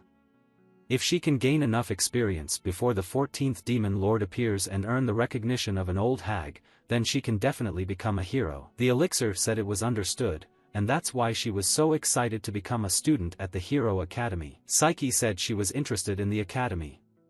But then Elixir laughed and Psyche got angry, telling him not to laugh. Elixir began to train and said that she was able to keep up even when using clairvoyance and recreate quickly too. But then the chains grabbed his legs and Elixir said that the number had increased so much. And then he broke the chains with his sword. Elixir said that the dawn of the shrine is excellent progress in such a short time. Adlin asked him if he was okay. Elixir shoved his blade through the portal and said he was fine. Adlin said the teacher shouldn't overexert himself like that. He'll still have the side effects of the demon eye. Elixir said they're like phantom limb pain. It was searing at first, but by now it subsided. He apologized to Adlin. If she needs him, he'll still use his eye. He has no ability or talent like her. But if there is something at hand that will be useful, he should use it. Adlin said that in that case, the teacher. Elixir said she's willing to risk her life and tell him not to fight. Elixir told her not to worry. If his plan worked, he wouldn't have to intervene. Adlin said that if the teacher doesn't have to fight, she will do her best. Elixir said that the ancient holy magic that he taught her, Dawn of Sanctuary, was different from the one Flugel used, both in complexity and magic consumption, and she must have the best binding power against curses. Adlin said, of course she would, because the teacher taught her personally. How does the teacher know about ancient holy magic? Elixir said that the Demon Lord's castle had many books about her that were thought to be lost. He may not have been a third-rate, but at least he had the knowledge. Adlin said he wasn't a third-rate. Elixir said no, that's who he is, that's why he decided to brainwash her first-rate. What's she gonna say? Did he succeed? Adlin said that the teacher was being mean again. Elixir said that besides Adlin, he had cast soundproofing magic and would tell her what he had learned from Enigmata. Adlin said she thought she saw the Viper. Once, when she was a little girl, her father had only brought him to the institution once, and even then he was wearing a mask. Elixir asked her if she had spoken to him. Adlin said he just stroked her head, that's all. I can't believe that man was one of the 8 heroes. The Elixir said it uses Asura's demonic eye to dispel magic. Hasn't she heard anything like that? Adlin said she hadn't. Viper was tasked with controlling Enigma's curse with Asura's eye. But instead the role went to Flugel with his containment magic. And Psyche as a watcher. There may have been some circumstances that caused Viper to withdraw from the 8 heroes. He asked Adlin if he had gotten anything out of Psyche. Adlin said it doesn't look like she's hiding anything. Her gestures and facial expressions are barely different from a girl her age. She understands her more than ever, but they're just regular good friends. She has to ask her, but I'm sorry. Elixir said that everything was fine, he had the same impression of Psyche. Adlin said that the day the teacher brought her to the academy, he used an incubus eye on her, right? Elixir said yes, and he told her that he talked to the secretary about her, but he actually found out everything from her dream. There, what he saw was the usual recollection by her principal, and unremarkable memories. Nothing suspicious, she was just an innocent kid who admired heroes. Adlin said that Psyche doesn't know anything after all, right? Elixir said it's basically just a dream. Without interfering with the astral body, you can't see the memories you want. He told Adlin that he would like to teach her another magic just in case. Enigmata has been sitting in the cave all this time and said that nothing has changed, even the sound of footsteps pisses him off. He said, how long has it been? He didn't think he'd ever come to him. Viper said they hadn't seen each other in a while and how the curse was doing, and called Enigmata a puppy. Enigmata told Viper to shut up and call him a nasty snake. And because he went somewhere else, that snot-nosed witch stole his memories. Viper asked him if he didn't like Psyche. If he wants to be his dog, let him say so. Viper swung and Enigma went straight to one knee. He said he was kidding, he's hard to control with Asura's eye. Enigma said he got half of his memories back, and he'll never forget how Viper, the bastard, used him. Viper said that he thought it would be better to leave him as a monster so that he could become an enemy to all mankind. He could actually thank you for the control he had when he was freaking out. Enigma asked why he was here. Viper said he's hunting a psycho to get his memory back, right? Even though he knows he'll turn into a monster. That's what he calls courage. Enigma said he won't become a monster. This time he'll completely overcome the curse. Viper started laughing and said that the Dark Knight loser has some kind of secret plan. Enigma told him to shut up, if he came to stop him, he'd cut his throat. Viper said that someone like him, he'd tame him with the eye of Asura, even if he became a monster. But right now, he's decided to cooperate with him. Enigma asked, why would he do that? Viper said his target was the man next to Psyche. To kill the man who killed Flugel. Enigma asked if Viper was talking about that demonic bastard. The coward who killed Flugel? Yeah, right. Viper said there's no hard evidence, but you can get it by killing that guy. If he's really guilty, he must have the crystal that seals the demon lord. Viper said that without his memories and in his current state, he's no match for Psyche. He'll take her on, and Enigma will finish off the demon-eyed man in return. He needs to prevent the demon lord from resurrecting him, and he needs to get his memories back. After killing him, they will exchange the crystal and the memory vial. Viper said he thought it was a good deal. Enigma said it's still weird. There must be another reason, tell me. Viper said there's one kid involved in this battle. If he attacks Psyche, but he might interfere and end up getting killed. Enigma asked if he cared about some people. Viper said he did. Her name is Adlin Litburn, she's Flugel's daughter and his half-sister. To protect her, his real goal. Psyche was talking to Elixir and they were discussing containment magic. Elixir said that she would be a decoy to lure Enigmata to the right place, where deterrent magic would be prepared in advance to seal him. The principal is coming back tomorrow. If they can hold the seal until then, the operation will be successful. Psyche said that the plan is simple in words, but how to implement it? Only a Flugel-level holy knight could seal it. But then Adlin came in and said that she had the restraining magic. She had been trained by her teacher, albeit in a hurry. Elixir said that Adlin's potential as a holy knight surpasses her father's. He guarantees it. Psyche said, although the guarantee of a mere mortal is such an argument, she won't argue, he surely knows Adlin's level in holy magic. Adlin said that her father's death was told to her by her teacher. It was a task her father assigned to her. Let Psyche let her cooperate with her, Psyche, let her believe in her as a friend. Psyche said that she wouldn't want her to interfere if possible, but since she's the one who decided, then she's counting on her. Elixir said it's settled. Psyche, there's just one thing to settle first. His memories, he wants her to leave them to him. Psyche was surprised, and asked, is he serious now? Elixir said she's bait, if Enigmata can catch her, she'll take the memories back, and that'll be the end of it. He told her to trust him. He will protect them. Psyche said this magic is more vulnerable than he thinks. The vial is sensitive to impact. If broken, the memories will return to Enigmata. The farther away the owner is, the harder it is to maintain the magic. So she couldn't leave the prison tower of confinement. But for a short time she could pass it on to someone else. No more than 3 hours. Just let him mean he'll crash after the time's up. Elixir took the vial and said he understood. Psyche said if he cheated, she'd never forgive him. At night, an abandoned village in the west, was destroyed long ago, and no one lived there at that time. Elixir arrives there and realizes that this plan is as simple as a nickel. First, he and Adlin make preparations in an abandoned village. Then Psyche comes out. She deliberately lets Enigmata discover herself, and lures him to them. Here he is captivated by Adlin and the dawn of sanctuary spreading all around, and he's done for. After killing Enigmata, Psyche will consider them traitors and will surely show hostility. Only, that's all true if they haven't betrayed them. Enigma came and killed the demonic bastard, Elixir. Enigmata said it's amazing that he's waiting and not doing the legwork. Or is it another clone? Enigma looked into the guy's eyes and said that he was getting cocky.